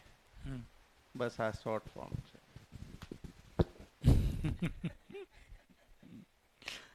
પ્રોબ્લેમ એ છે, પાછળ આપજો માઇક, કે આ શોર્ટ ફોર્મ છે એ બરોબર છે, પણ એ શોર્ટ ફોર્મ મારી અંદર છે એ કન્ક્લુઝન રૂપે બની જાય, મારું સ્વત્વ બની જાય, પછી તો એ કન્ટિન્યુટીમાં ઇમ્પ્લિમેન્ટ થાય છે.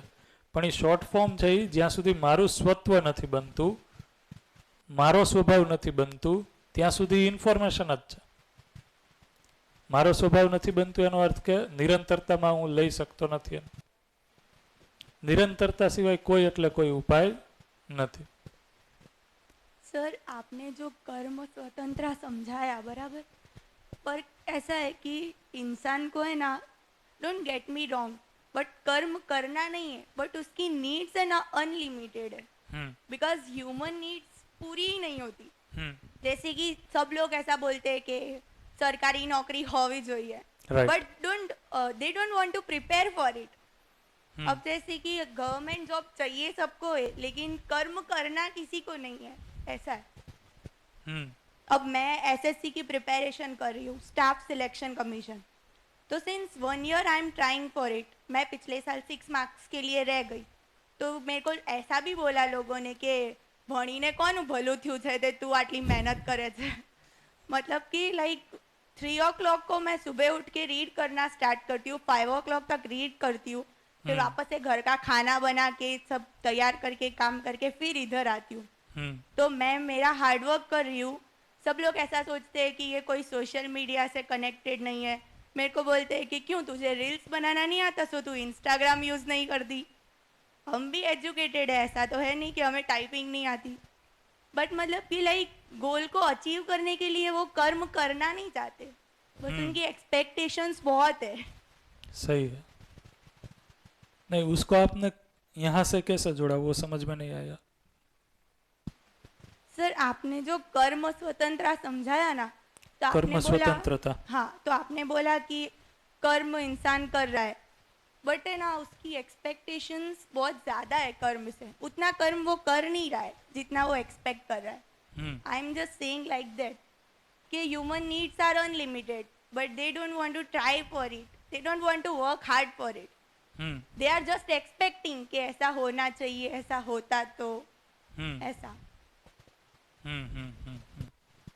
इसको दीदी हम देखते हैं અને આપણે જોઈએ કે હ્યુમન નીડ્સ છે એ અનલિમિટેડ કેમ લાગે છે, because we are learning this in social science also, right? સમાજશાસ્ત્રમાં આવું ભણાવે છે ને, માણસ છે એ જરૂરિયાતનું અનલિમિટેડ જરૂરિયાતનું પોટલું છે, એવું અમારે આવતું ભણવામાં, અમારે આવતું. માણસની જરૂરિયાત છે એ અસીમ છે, એને આપણે આજે જોઈએ. આ સરસ ટોપિક છે ને, આપણી જે કન્ટિન્યુટી હતી એમાં એ આવે છે, બરાબર? તમારો સબ્જેક્ટ અને सब्जेक्ट साइंस है, Science. बट इस स्कूल में मैं इंग्लिश और ग्रामर के लिए अपॉइंट हुई। कौन से स्टैंडर्ड में? सेकंड में। हाँ, in the English. Previous school I am teaching science Science. And I am student of science also. अच्छा। बट मेरे को उपासना मैम की एक बात बहुत अच्छी लगी थी और अभी भी मैं बोल रही हूँ कि जब हम मैम के साथ मीटिंग में बैठे तो मैम ने एक चीज़ समझाई कि वी आर टीचर्स, सो आपको अगर कोई भी सब्जेक्ट दिया जाए, आपको उस पर श्योरिटी होनी चाहिए कि हम वो पढ़ा सकते हैं। तो मैं स्टार्टिंग में इंटरव्यू देने आई साइंस को लेके, फिर मैंने उसमें एग्ज़ाम भी दिया, मैं पास भी हो गई, लेकिन जब मैम ने ये चीज़ बोली ना, तो मेरे को स्टार्टिंग में ऐसा हुआ कि मैंने साइंस का इंटरव्यू दिया था, मैं प्रीवियस स्कूल में साइंस पढ़ाती थी और अब इधर मतलब इंग्लिश। फिर मेरे को कॉन्फिडेंस आया कि नहीं, मैं इंग्लिश मीडियम की स्टूडेंट हूँ और मैम ने बोला है कि क्लास कोई भी हो, स्टूडेंट कोई भी हो, आप तो टीचर हो ना, आपकी एबिलिटी होनी चाहिए। तो फिर मेरे को ऐसा हुआ कि नहीं, शी इज़ राइट, मैं पढ़ा सकती हूँ। बढ़िया बढ़िया, अच्छा। अभी इंग्लिश पढ़ाते हैं, इंग्लिश और English grammar. Appointed this year, अच्छा बढ़िया, अच्छा है। इसको हम देखते हैं आराम से, कर्म स्वतंत्रता को भी। और आपने जैसे कहा कि इस तरीके से क्रिटिक्स रहते हैं जो हमें, लेकिन सही है, हम काम जो कर रहे हैं उसके लिए आपको उसमें चेक करना है कि जो भी मैं तैयारी कर रही हूँ उसके पीछे मैं जो पाना चाहती हूँ वो अल्टीमेटली क्या है, मैं क्या पाना चाहती हूँ, ठीक है, वो इम्पोर्टेंट है, ठीक है, बढ़िया। तो जीना मतलब क्या, यहाँ पे मैंने लिखने की कोशिश की है। तो पहला बिंदु लिखा है, जीना मतलब स्वयं के प्रति विश्वास के साथ जीना। जीवू एटले पोताना प्रत्ये विश्वासपूर्वक जीवू। बीजू लिखू है, श्रेष्ठता का सम्मान के साथ जीना, यानी मुझसे जो व्यक्ति, मानव, जो भी है, जो श्रेष्ठ है, उस श्रेष्ठता को पहचान पाना और उस श्रेष्ठता के साथ जीना। तीसरा है, प्रतिभा और व्यक्तित्व में संतुलन के साथ जीना, यानी मेरी जो प्रतिभा है, मेरी जो स्किल्स है, मेरी जो आवड़त है, वो आवड़त और मेरा जो आचरण है उसमें संतुलन के साथ जीना, ठीक है। मेरी कुछ स्किल है, मेरी प्रतिभा है, लेकिन मेरा आचरण उसके साथ मेल खाए ऐसा नहीं है। मारू आचरण છે ઈ प्रतिभा अथवा तो स्किल છે એના સ્વભાવે એવું નથી, તો એ જીવામાં નહીં આવે, એ જિંદા રહેનામાં જ આવશે। આપણે એવા વ્યક્તિનું સન્માન કરી શકશું જેની પાસે પ્રતિભા છે પણ આચરણ નથી। જો ક્લાસરૂમમાં બાળકો પણ રિજેક્ટ કરી નાખશે ટીચરને, ભણાવતા સારું હશે પણ વ્યવહારનો જે પાર્ટ છે એમાં છે એ ખામી હશે, बरोबर। तो प्रतिभा और व्यक्तित्व के संतुलन के साथ जीना। फिर चौथा है, व्यवसाय में स्वावलंबी और व्यवहार में सामाजिक। इस विधि से अगर हम जीते हैं तो इसको कहा जीना। व्यवसाय में स्वावलंबी यानी मेरा जो भी आवश्यकता है उसमें से जो मैं कर सकता हूं वो मैं उत्पादन पूर्वक जीता हूं, और उसमें प्रकृति की जो आवर्तनशीलता है उसको बनाए रख के मैं उत्पादन करता हूं, तो उसको कहा व्यवसाय में स्वावलंबी। શું કીધું? મારા જીવવા માટે જે પણ સુવિધાની જરૂર છે એમાંથી નિશ્ચિત સુવિધા, બધી સુવિધા નહીં પણ અમુક નિશ્ચિત સુવિધા છે એ હું ઉત્પાદન કરી શકું। એક વ્યક્તિને જીવવા માટે ઘણી સુવિધા જોઈએ, ખાવા પીવા ઉઠવા બેસવા માટે ઘણું જોઈએ, હું બધું નહીં બનાવી શકું પણ હું કોઈ એક નિશ્ચિત વસ્તુ તો બનાવી શકીશ। એનું ઉત્પાદન હું કરું છું, અને એ ઉત્પાદન એ રીતના કરું છું કે આ પ્રકૃતિની જે વ્યવસ્થા છે એ પૂરકતાને, એ સંતુલનને જાળવીને હું એ બનાવું છું। તો એને કીધું હું વ્યવસાયમાં સ્વાવલંબી છું અને વ્યવહારમાં સામાજિક। વ્યવહારમાં સામાજિક એટલે કે હું માણસ વચ્ચે જ જીવું છું। આવી રીતના જીવવા માટે હું ક્યાંય બહાર આઇસોલેશનમાં એકલો દૂર માણસ જાતિથી દૂર જઈને જીવું છું એમ નહીં। તો અહીંયા પરિવારમાં જીવવાની જ વાત છે, સમાજમાં જીવવાની જ વાત કરી છે, અને કીધું વ્યવહારમાં હું સામાજિક છું। મારું આચરણ છે એવું છે કે જે બધા લોકોને વેલકમિંગ લાગે છે, ઓપન લાગે છે। કંઈક સમજાઈ ગયું એને આમ આડા થઈને ફરતા હોય, કોઈની યાર વાત નહીં કરવાની એવું નહીં, સમજાય છે? મારે તો કંઈક સમજાઈ ગયું છે, હવે હું તમારી યાર વાત ન કરું, તમે બધા તો કાંઈ નથી, એ રીતના નહીં। તો જે ઓપન છે, જે સામાજિક છે, જે પારિવારિક વ્યક્તિ છે એને કીધું વ્યવહારમાં સામાજિક, બરોબર। અને આને જો આપણે સિમ્પલ કહી શકીએ આ બધાને ભેગું કરીને, બરોબર, તો સરસ રીતના કમ્બાઇન્ડલી આને એમ કહે છે કે જે રીતના હું જીવું છું એ જીવતા જીવતા મને એવું લાગે છે કે જેટલા પણ સંબંધોમાં હું જીવું છું એ બધા જ સંબંધોમાં મને કોઈ જ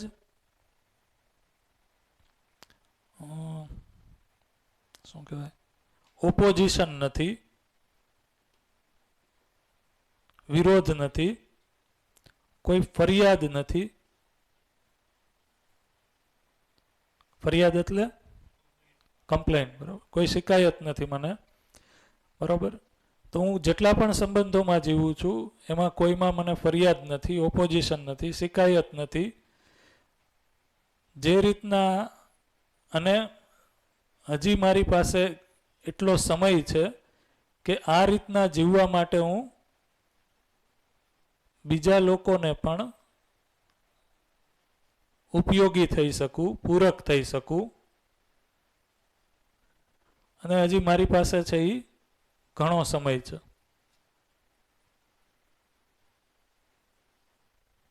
આ ભાવ સાથે હું જીવું છું, બરોબર। તો આને મેં કીધું હું જીવું છું, હું ટાઈમ પાસ નથી કરતો।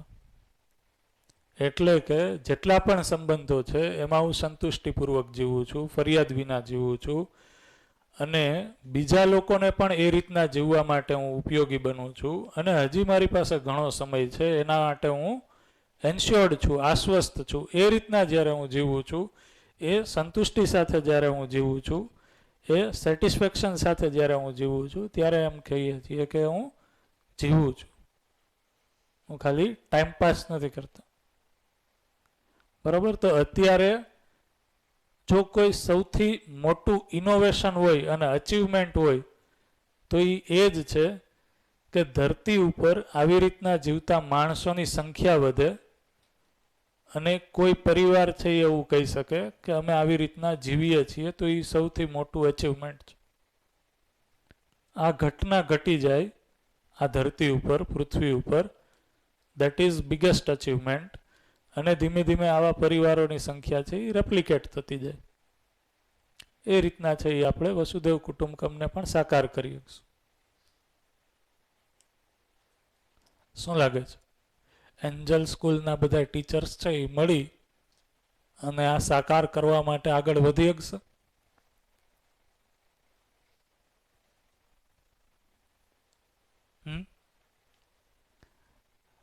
ડીસામાં માણસો છે એ જિંદા રહેવાની બદલે જીના તરફ છે એ આગળ વધશે કે અઘરું લાગે છે? યસ. તારું ઇન્ટ્રોડક્શન અહીં થોડુંક કહેજો. કોઈ ક્વેશ્ચન હોય તો પૂછી શકો. Hello, my name is Sanjana Panchal.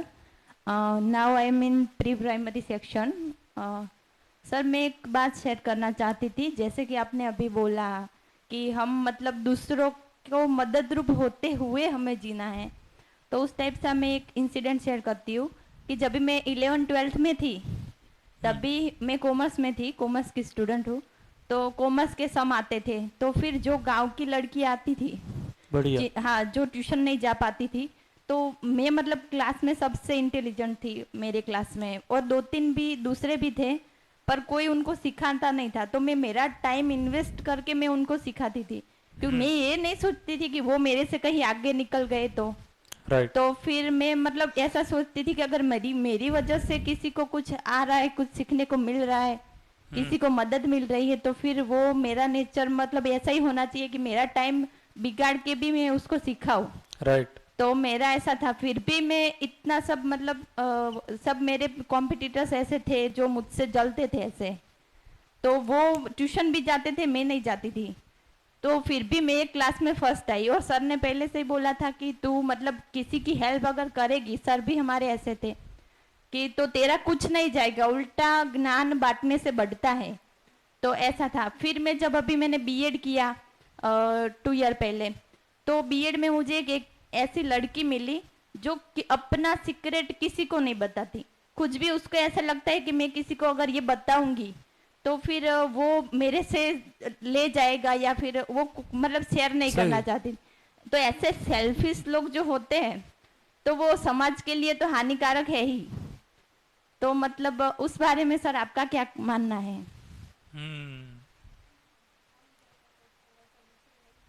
आपका क्या मानना है?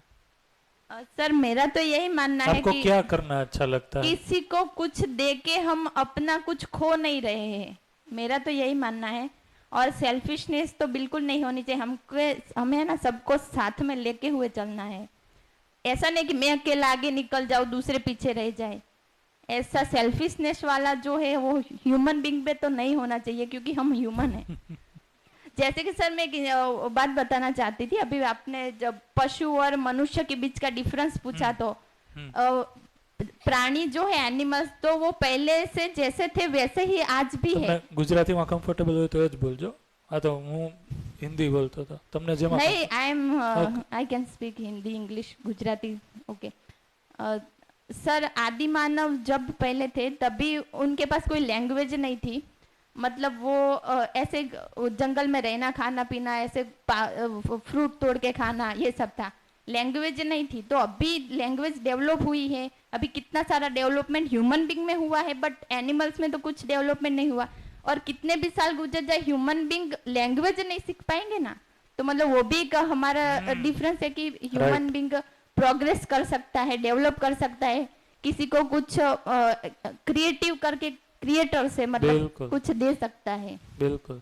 देखिए, सालों से सुगरीनो माळो જોયો ને, સાલોથી સુગરીનો માળો જે રીતના બને છે એ જ રીતના બને છે. એને કોઈ દિવસ છે 2 BHK 3 BHK 4 BHK કરવાનો નથી. ના થઈ શકે. માણસ ઈ કરી શકશે. બરોબર. માણસ અત્યારે પેલા છે સીધી રીતના આવી રીતના બેસીને મેરેજ કરી લેતા. હવે દરિયામાં નીચે જઈને ઊંડે મેરેજ કરે. આકાશમાં ઉપર છે ફ્લાઇટ લઈ જાય, ત્યાં મેરેજ કરે, જમવાઈ જાય એવી રીતના. એવું રેસ્ટોરન્ટ છે બેંગ્લોરમાં કે પુણેમાં. એ રેસ્ટોરન્ટ જ છે એ ટાઈપનું, ક્રેન જેવું. બેંગ્લોરમાં ક્યાંક ઉપર જમવાનું, આમ ક્રેન જાય ઉપર, પછી અહીંયા જમવા. તો એ કલ્પનાશીલતા અને કર્મ સ્વતંત્રતાની અનિયંત્રિત ગતિ છે.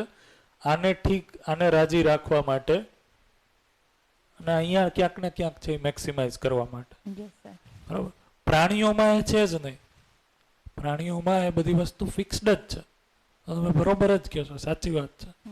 અને તમને જે રીતના ફીલ થાય છે કે કઈ રીતના જીવવું જોઈએ. મને એમ જ થાય છે સેલ્ફિશ છે એ કોઈને સ્વીકારતો નથી જ, સહજ સ્વીકારતો નથી જ. નાનું બાળક છે એ જોવે છે કે કોઈ સેલ્ફિશ નેચર અથવા તો સેલ્ફિશ બિહેવિયર કરે ત્યારે એની તમે જો ફેશિયલ જેસ્ચર જુઓ તો તરત જ બદલી જશે, ભલે એની પાસે ભાષા ન હોય. તો એ તો સહજ છે માણસ. તો બાય ડિફોલ્ટ માણસ છે એ પરોપકારી જ જીવ છે. પરોપકારી છે.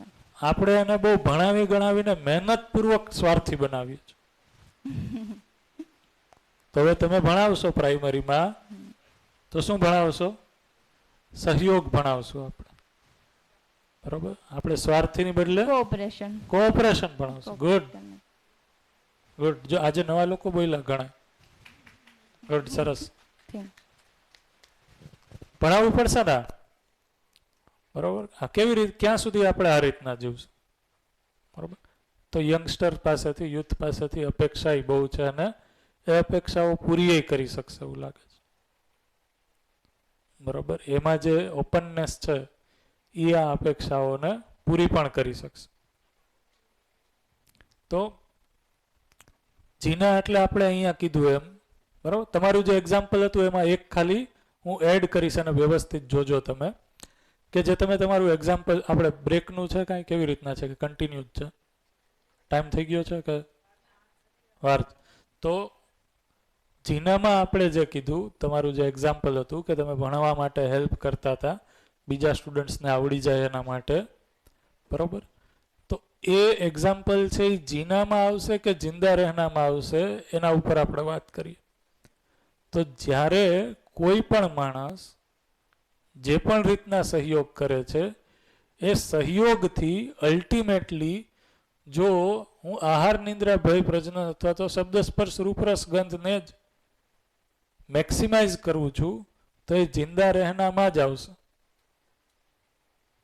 જે એજ્યુકેશન આપણે આપીએ છીએ, જે ભણાવીએ છીએ, નો ડાઉટ અત્યારે જે આપણે કહીએ છીએ અત્યારની સ્થિતિમાં that is a noble cause, but ultimately એ એજ્યુકેશનથી વ્યક્તિ અલ્ટિમેટલી શું બનવા માટે પ્રેરાય છે એ જો અહીંયા જ ક્યાંક પડે છે, અહીંયા જ ક્યાંક એ લાય છે, તો પછી એ જિંદા રહેનામાં જ છે. એક આવી રીતના વર્કશોપ ચાલતો હતો ને એક વ્યક્તિએ આ જિંદા રહેના અને જીના ચાલતું હતું તો એક શેરિંગ કર્યું.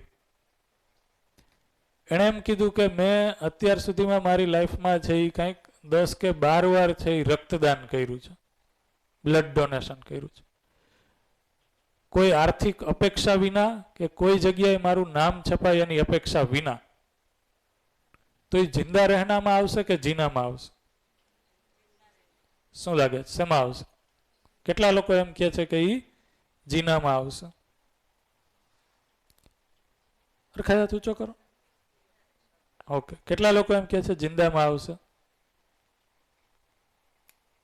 કેટલા લોકો બેમાંથી એકઈ નથી કહેતા?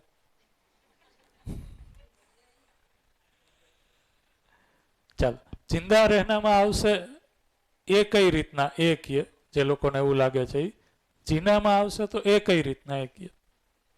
ખૂબ સરસ. જો સારો સંવાદ થઈ રહ્યો છે, આનાથી એક્ઝેક્ટલી આપણને સમજાશે કે ક્યાં આપણે છે એ મિસિંગ તાર છે, ગેપ છે, આને સમજવું પડશે. જીના જે લોકોને લાગે છે એ કઈ રીતના, પાછળ ઓલા બેન છે એને આપો, પછી અહીંયા આપજો આગળ મેડમને. જીના રહેનામાં એ રીતે કે એને એક તો રક્તદાન કર્યું છે, એનાથી બીજાને એક સ્ત્રોત મળ્યો છે કે પોતાનું જીવન સારું થયું છે એને લોહી મળવાથી, અને બીજું કે એને પોતાને પણ સંતોષ થયો હું બીજાને કંઈક આપી શકું છું, એટલા માટે જીના રહેના. રક્ત આપશે એનાથી શરીર સારું થશે કે જીવન સારું થશે? જીવન સારું થશે અને શરીરે સારું થશે. જીવન જ્યારે હું કહું છું ત્યારે અત્યારે હું મારા વિચારની વાત કરું છું એમ રાખીએ તો લોહી બ્લડ ડોનેશનથી વિચારમાં કાંઈ શુદ્ધિ થઈ જશે સામેવાળા વ્યક્તિમાં? વિચાર ઠીક થઈ જશે? જે અહીંયા કીધું કે મારે સંબંધોમાં ડિસ્ટન્સ છે તો એ સંબંધોમાં ઓપોઝિશન અને ફરિયાદ પૂરી થઈ જશે. એવું થશે? તમે રાઈટ ટ્રેક ઉપર જ છો, બરોબર છે, good, you are good student, you are listening, તમે સારા વિદ્યાર્થી છો.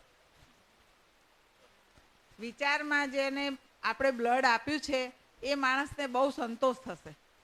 સંતોષ અને થશે. આપનાર માણસને પણ સંતોષ થશે. આપનાર માણસને થશે. સંતોષ થશે. લેનાર માણસને પણ થશે કે માને એક જીવતદાન મળ્યું છે, કે મારે જરૂરિયાત હતી ને એ માણસે મને સમય આપ્યું છે, એટલે એ માણસને પણ સંતોષ થશે, આપનારને પણ સંતોષ થશે.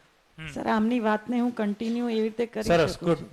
વ્યવહારમાં સામાજિક, આજે આપણે પોઈન્ટ લખ્યો છે ને સર, આજે આપણે વ્યવહાર કર્યો રક્તદાનનો, એ એક સામાજિક જવાબદારી જ છે આપણી, અને એને પૂરી કરીને આપણે એને પૂરી કરી છે એટલે આપણે જીનામાં એને ગણી શકીએ છીએ. ઓકે ઓકે, એ રીતે રિલેટ કરી શકીએ. ચાલો, તો જીનામાં કઈ રીતના હજી કોઈ કહી શકે, જિંદા રહેનામાં કઈ રીતના, પછી આપણે કન્ક્લુડ કરીએ. ક્વેશ્ચન સમજાય છે બધાને? એક્ઝામ્પલ સમજાઈ ગયું બધાને? ઓકે, કયો જઈ તો ચાલો. સરસ, સારા ક્વેશ્ચન આન્સરને સંવાદ થઈ રહ્યા છે. આ સમજવું પડશે, આ બહુ ઇમ્પોર્ટન્ટ પોઈન્ટ છે. આને જો સમજી લેશું તો આપણા એફર્ટ અત્યારે જે છે મેક્સિમમ ડાયવર્ટેડ, એ ખ્યાલ આવશે કઈ દિશામાં છે. તમારે, તમે કોઈ સબ્જેક્ટ લ્યો છો કે સમાજમાંથી છો બેન? રિટાયર્ડ ટીચર છો, અચ્છા, ગુડ, સરસ. તો જો જે વ્યક્તિએ રક્તદાન કર્યું અને એને એમ કીધું કે મેં કોઈ અપેક્ષા વિના કર્યું, મારું ક્યાંય છાપામાં નામ આવે, ફોટો આવે એના વિના કર્યું, એ વ્યક્તિ ગમે એટલી વાર રક્તદાન કરશે, એનાથી વ્યક્તિમાં જેને બ્લડ ડોનેટ કરે છે એના વિચારોમાં પરિવર્તન થઈ અને એ આ ક્વોલિટીઝ સાથે જીવતો નહીં થાય.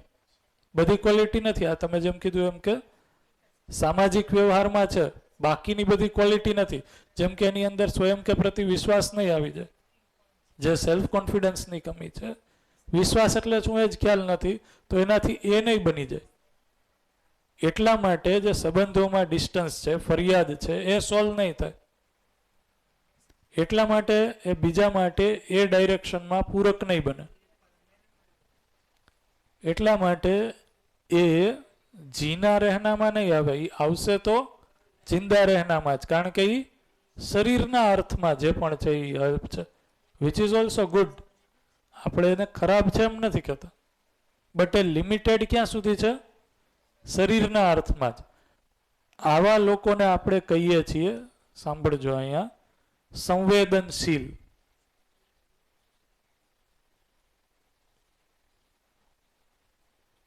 આ સમજાય છે ગિરીશભાઈ?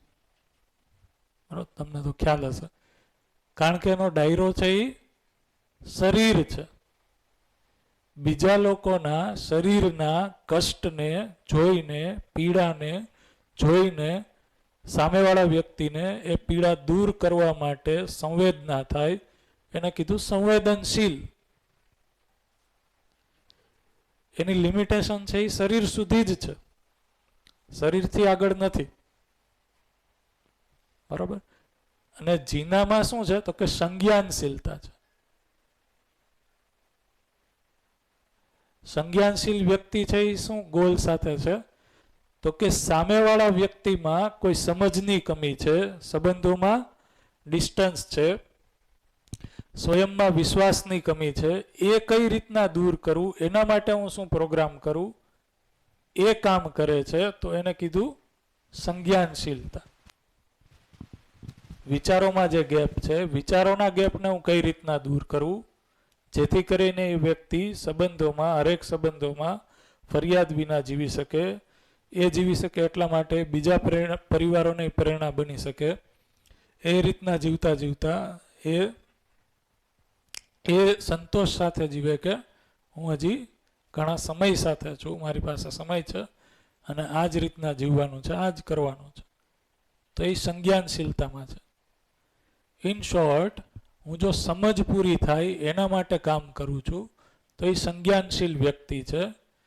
અને જો હું જે શરીરમાં કમી ઊભી થઈ છે, પાછળ એક માઇક આપજો, એ શરીરની કમીને દૂર કરવા માટે ખાલી કામ કરું છું તો એ સંવેદનશીલ વ્યક્તિ છે.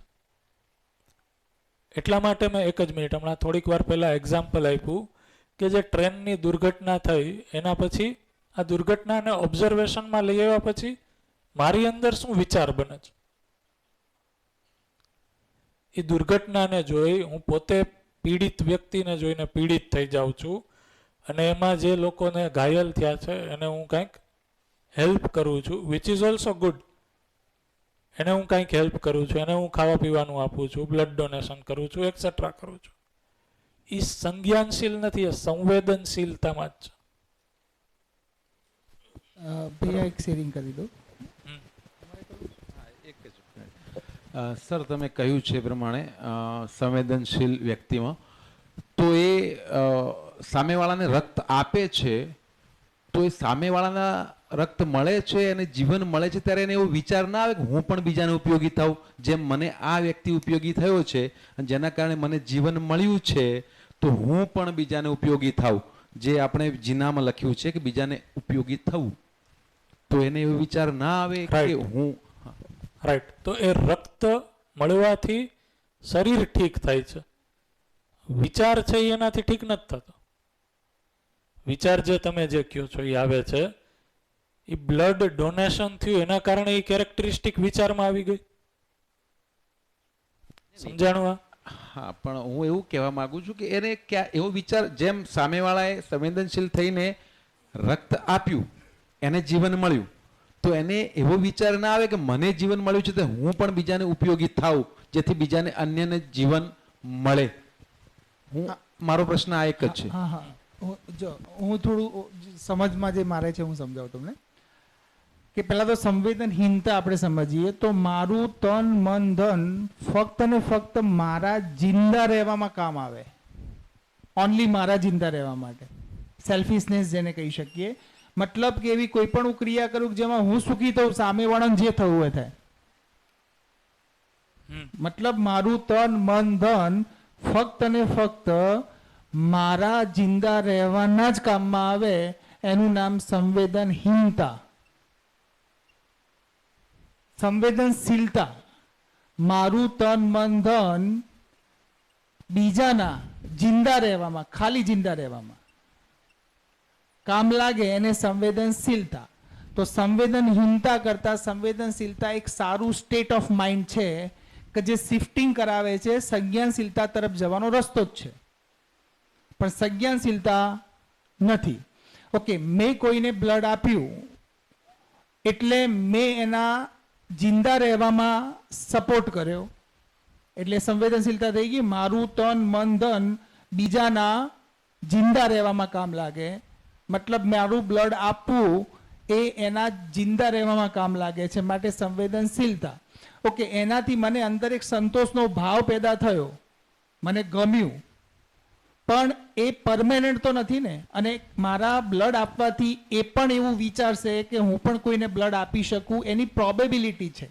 એ થશે જ એની કોઈ ગેરંટી નિયમ નથી. એ વ્યક્તિના મતલબ મારા બ્લડના શિફ્ટ થવાથી એના અંદર આચરણ આવી જશે. રાઈટ. તો મારું આચરણ એ સંજ્ઞાનશીલતાનો પાર્ટ છે. મારું શરીરથી શરીરને મદદરૂપ થવું એ સંજ્ઞાનશીલતાનો સંવેદનશીલતા. એટલે આચરણ એ બીજાને મોટિવ કરી શકે, પણ જે બ્લડ ટ્રાન્સફર થવાથી એનામાં પણ એવા ભાવ પેદા થશે એની કોઈ ગેરંટી નથી. એટલે એ સેન્સથી આપણે એવું સમજી શકીએ. Thank you. એટલે બે એક્ઝામ્પલ વચ્ચે સૂક્ષ્મ ડિસ્ટન્સ છે, એમને સારી રીતના ટ્રાય કરી સમજાવવાની. જે ભાવમાં તમે કહો છો મેળવી લીધું મેં, ભાવમાં જે પકડાય છે એ આચરણના કારણે પકડાય છે. જો બ્લડ ડોનેશનના કારણે ચેન્જ થઈ જતું હોત તો એ નિયમ છે, તો આ શિબિર કરવાની જરૂર નહોતી. તમારું લોહી લઈ લ્યો, ચેતનાબેનનું લોહી લઈ લ્યો, પણ એ થતું નથી. આપણે હેપીનેસ ગેસ આવે છે, બરાબર, લાફિંગ ગેસ કહે છે. લાફિંગ ગેસથી લાફિંગનું એક્સપ્રેશન મળે છે, પણ ખુશી ઇન્ટરનલ મેટર છે, એ વિચાર છે, એ ભાવની સ્થિતિ છે, એ નથી બનતી. બરાબર, એ જ રીતના અહીંયા છે. પણ જેમ કીધું ગિરીશભાઈ, બહુ સરસ વાત કરી કે સંવેદનશીલ એ બહુ ખરાબ સ્થિતિ છે એવું નથી કહેતા, પણ એ અલ્ટિમેટ સ્થિતિ નથી. એ અલ્ટિમેટ સ્થિતિ નથી, એ ગોલ નથી. બરાબર, એ એક રસ્તામાં પડાવ છે કે સંવેદનહીન હતો એના કરતા હું સંવેદનશીલ થયો, અને સંવેદનશીલ વ્યક્તિ જ સંજ્ઞાનશીલ થઈ શકે છે. બરોબર, સંવેદનશીલ વચ્ચે છે એ થશે જ વ્યક્તિ, આ પડાવ ઉપર આવશે જ, પણ સંવેદનહીન અને સંવેદનશીલ એ બે છે એ આવે છે તો જિંદા રહેનામાં જ, પણ સંવેદનશીલ થયા પૂર્વક જ સંજ્ઞાનશીલ થશે.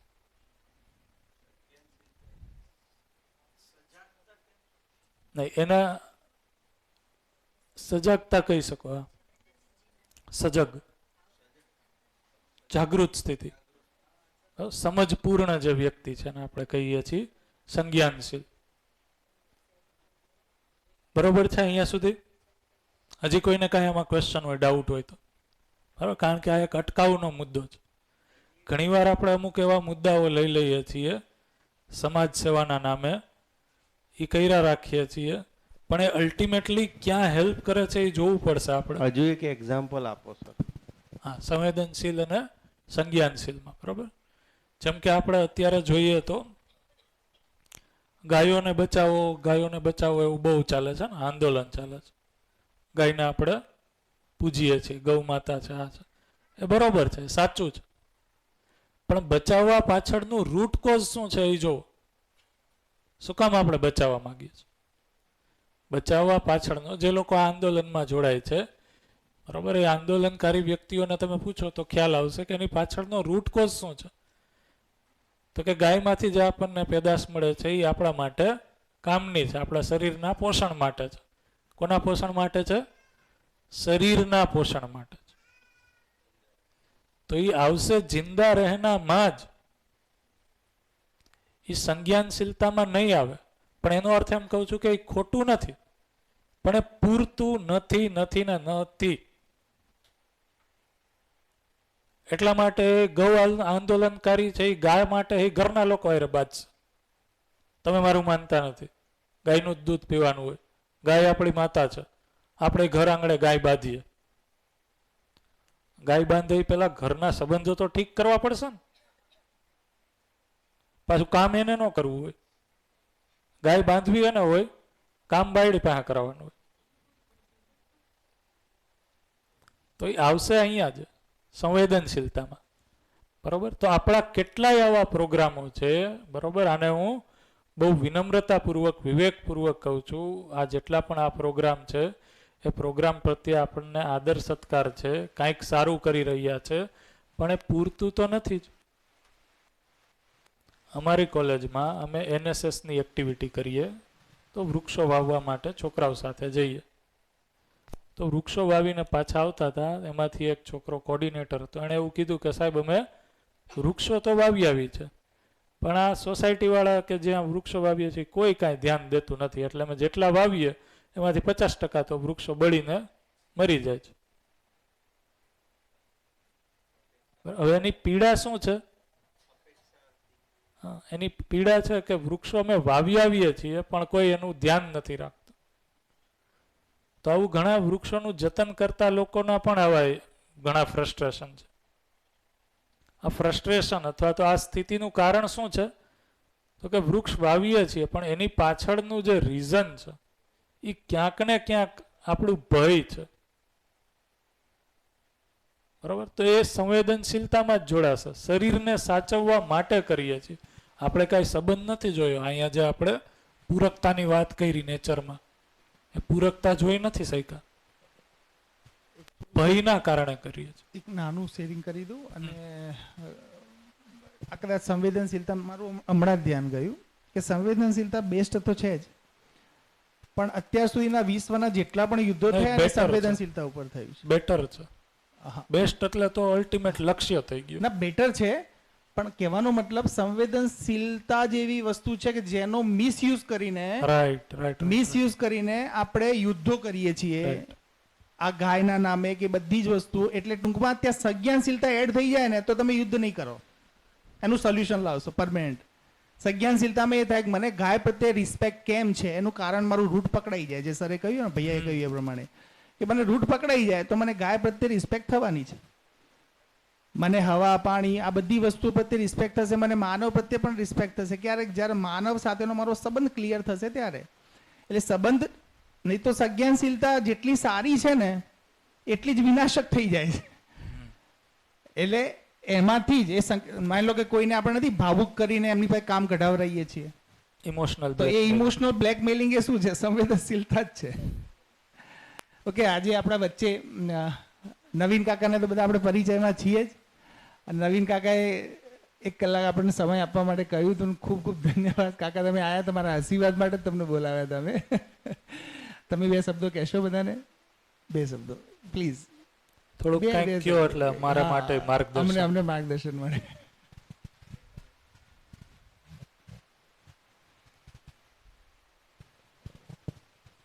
તમારી જેમ હું કેટલાય ઠેકાણે ક્લિયર નથી.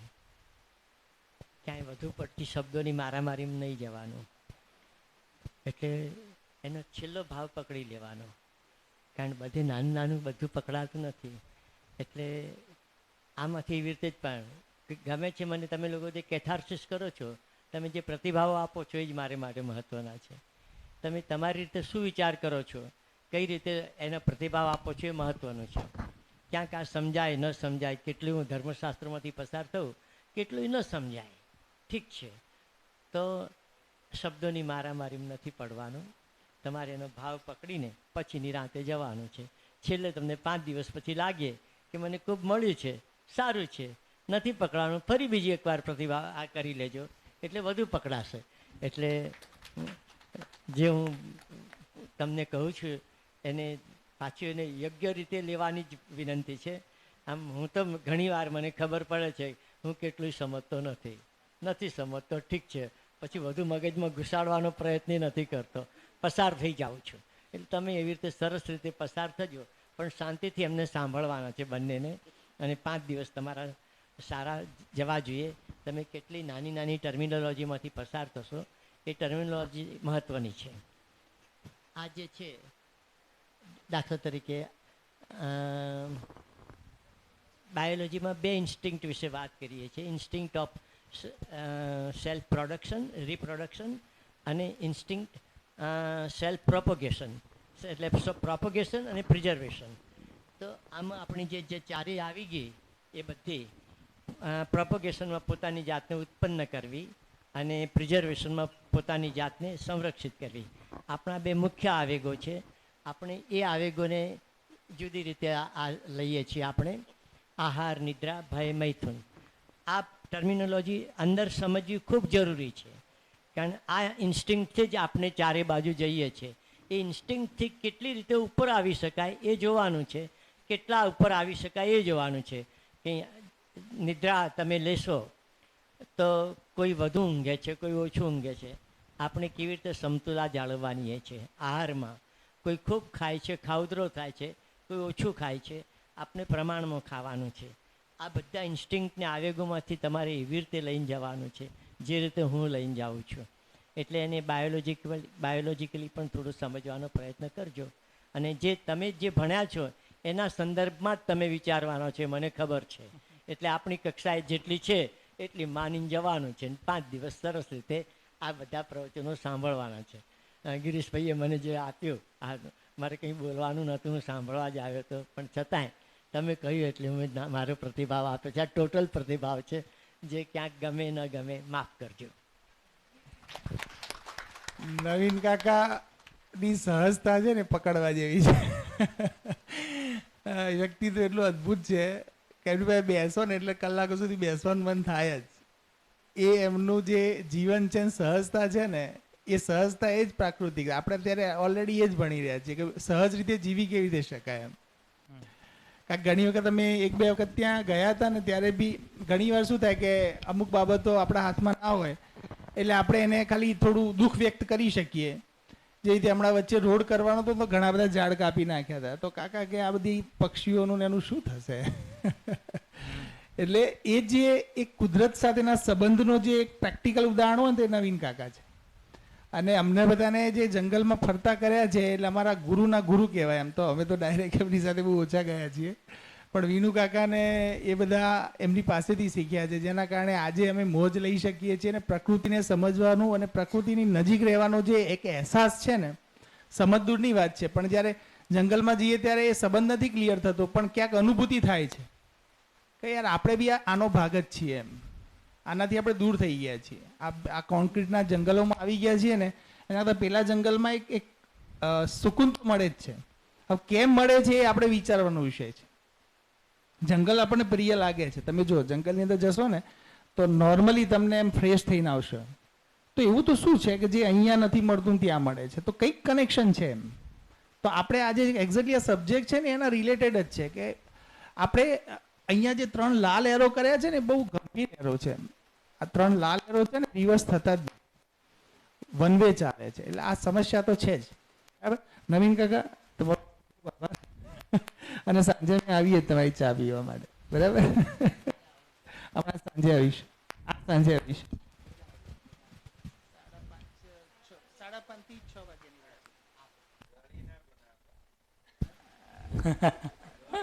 Diabetes patient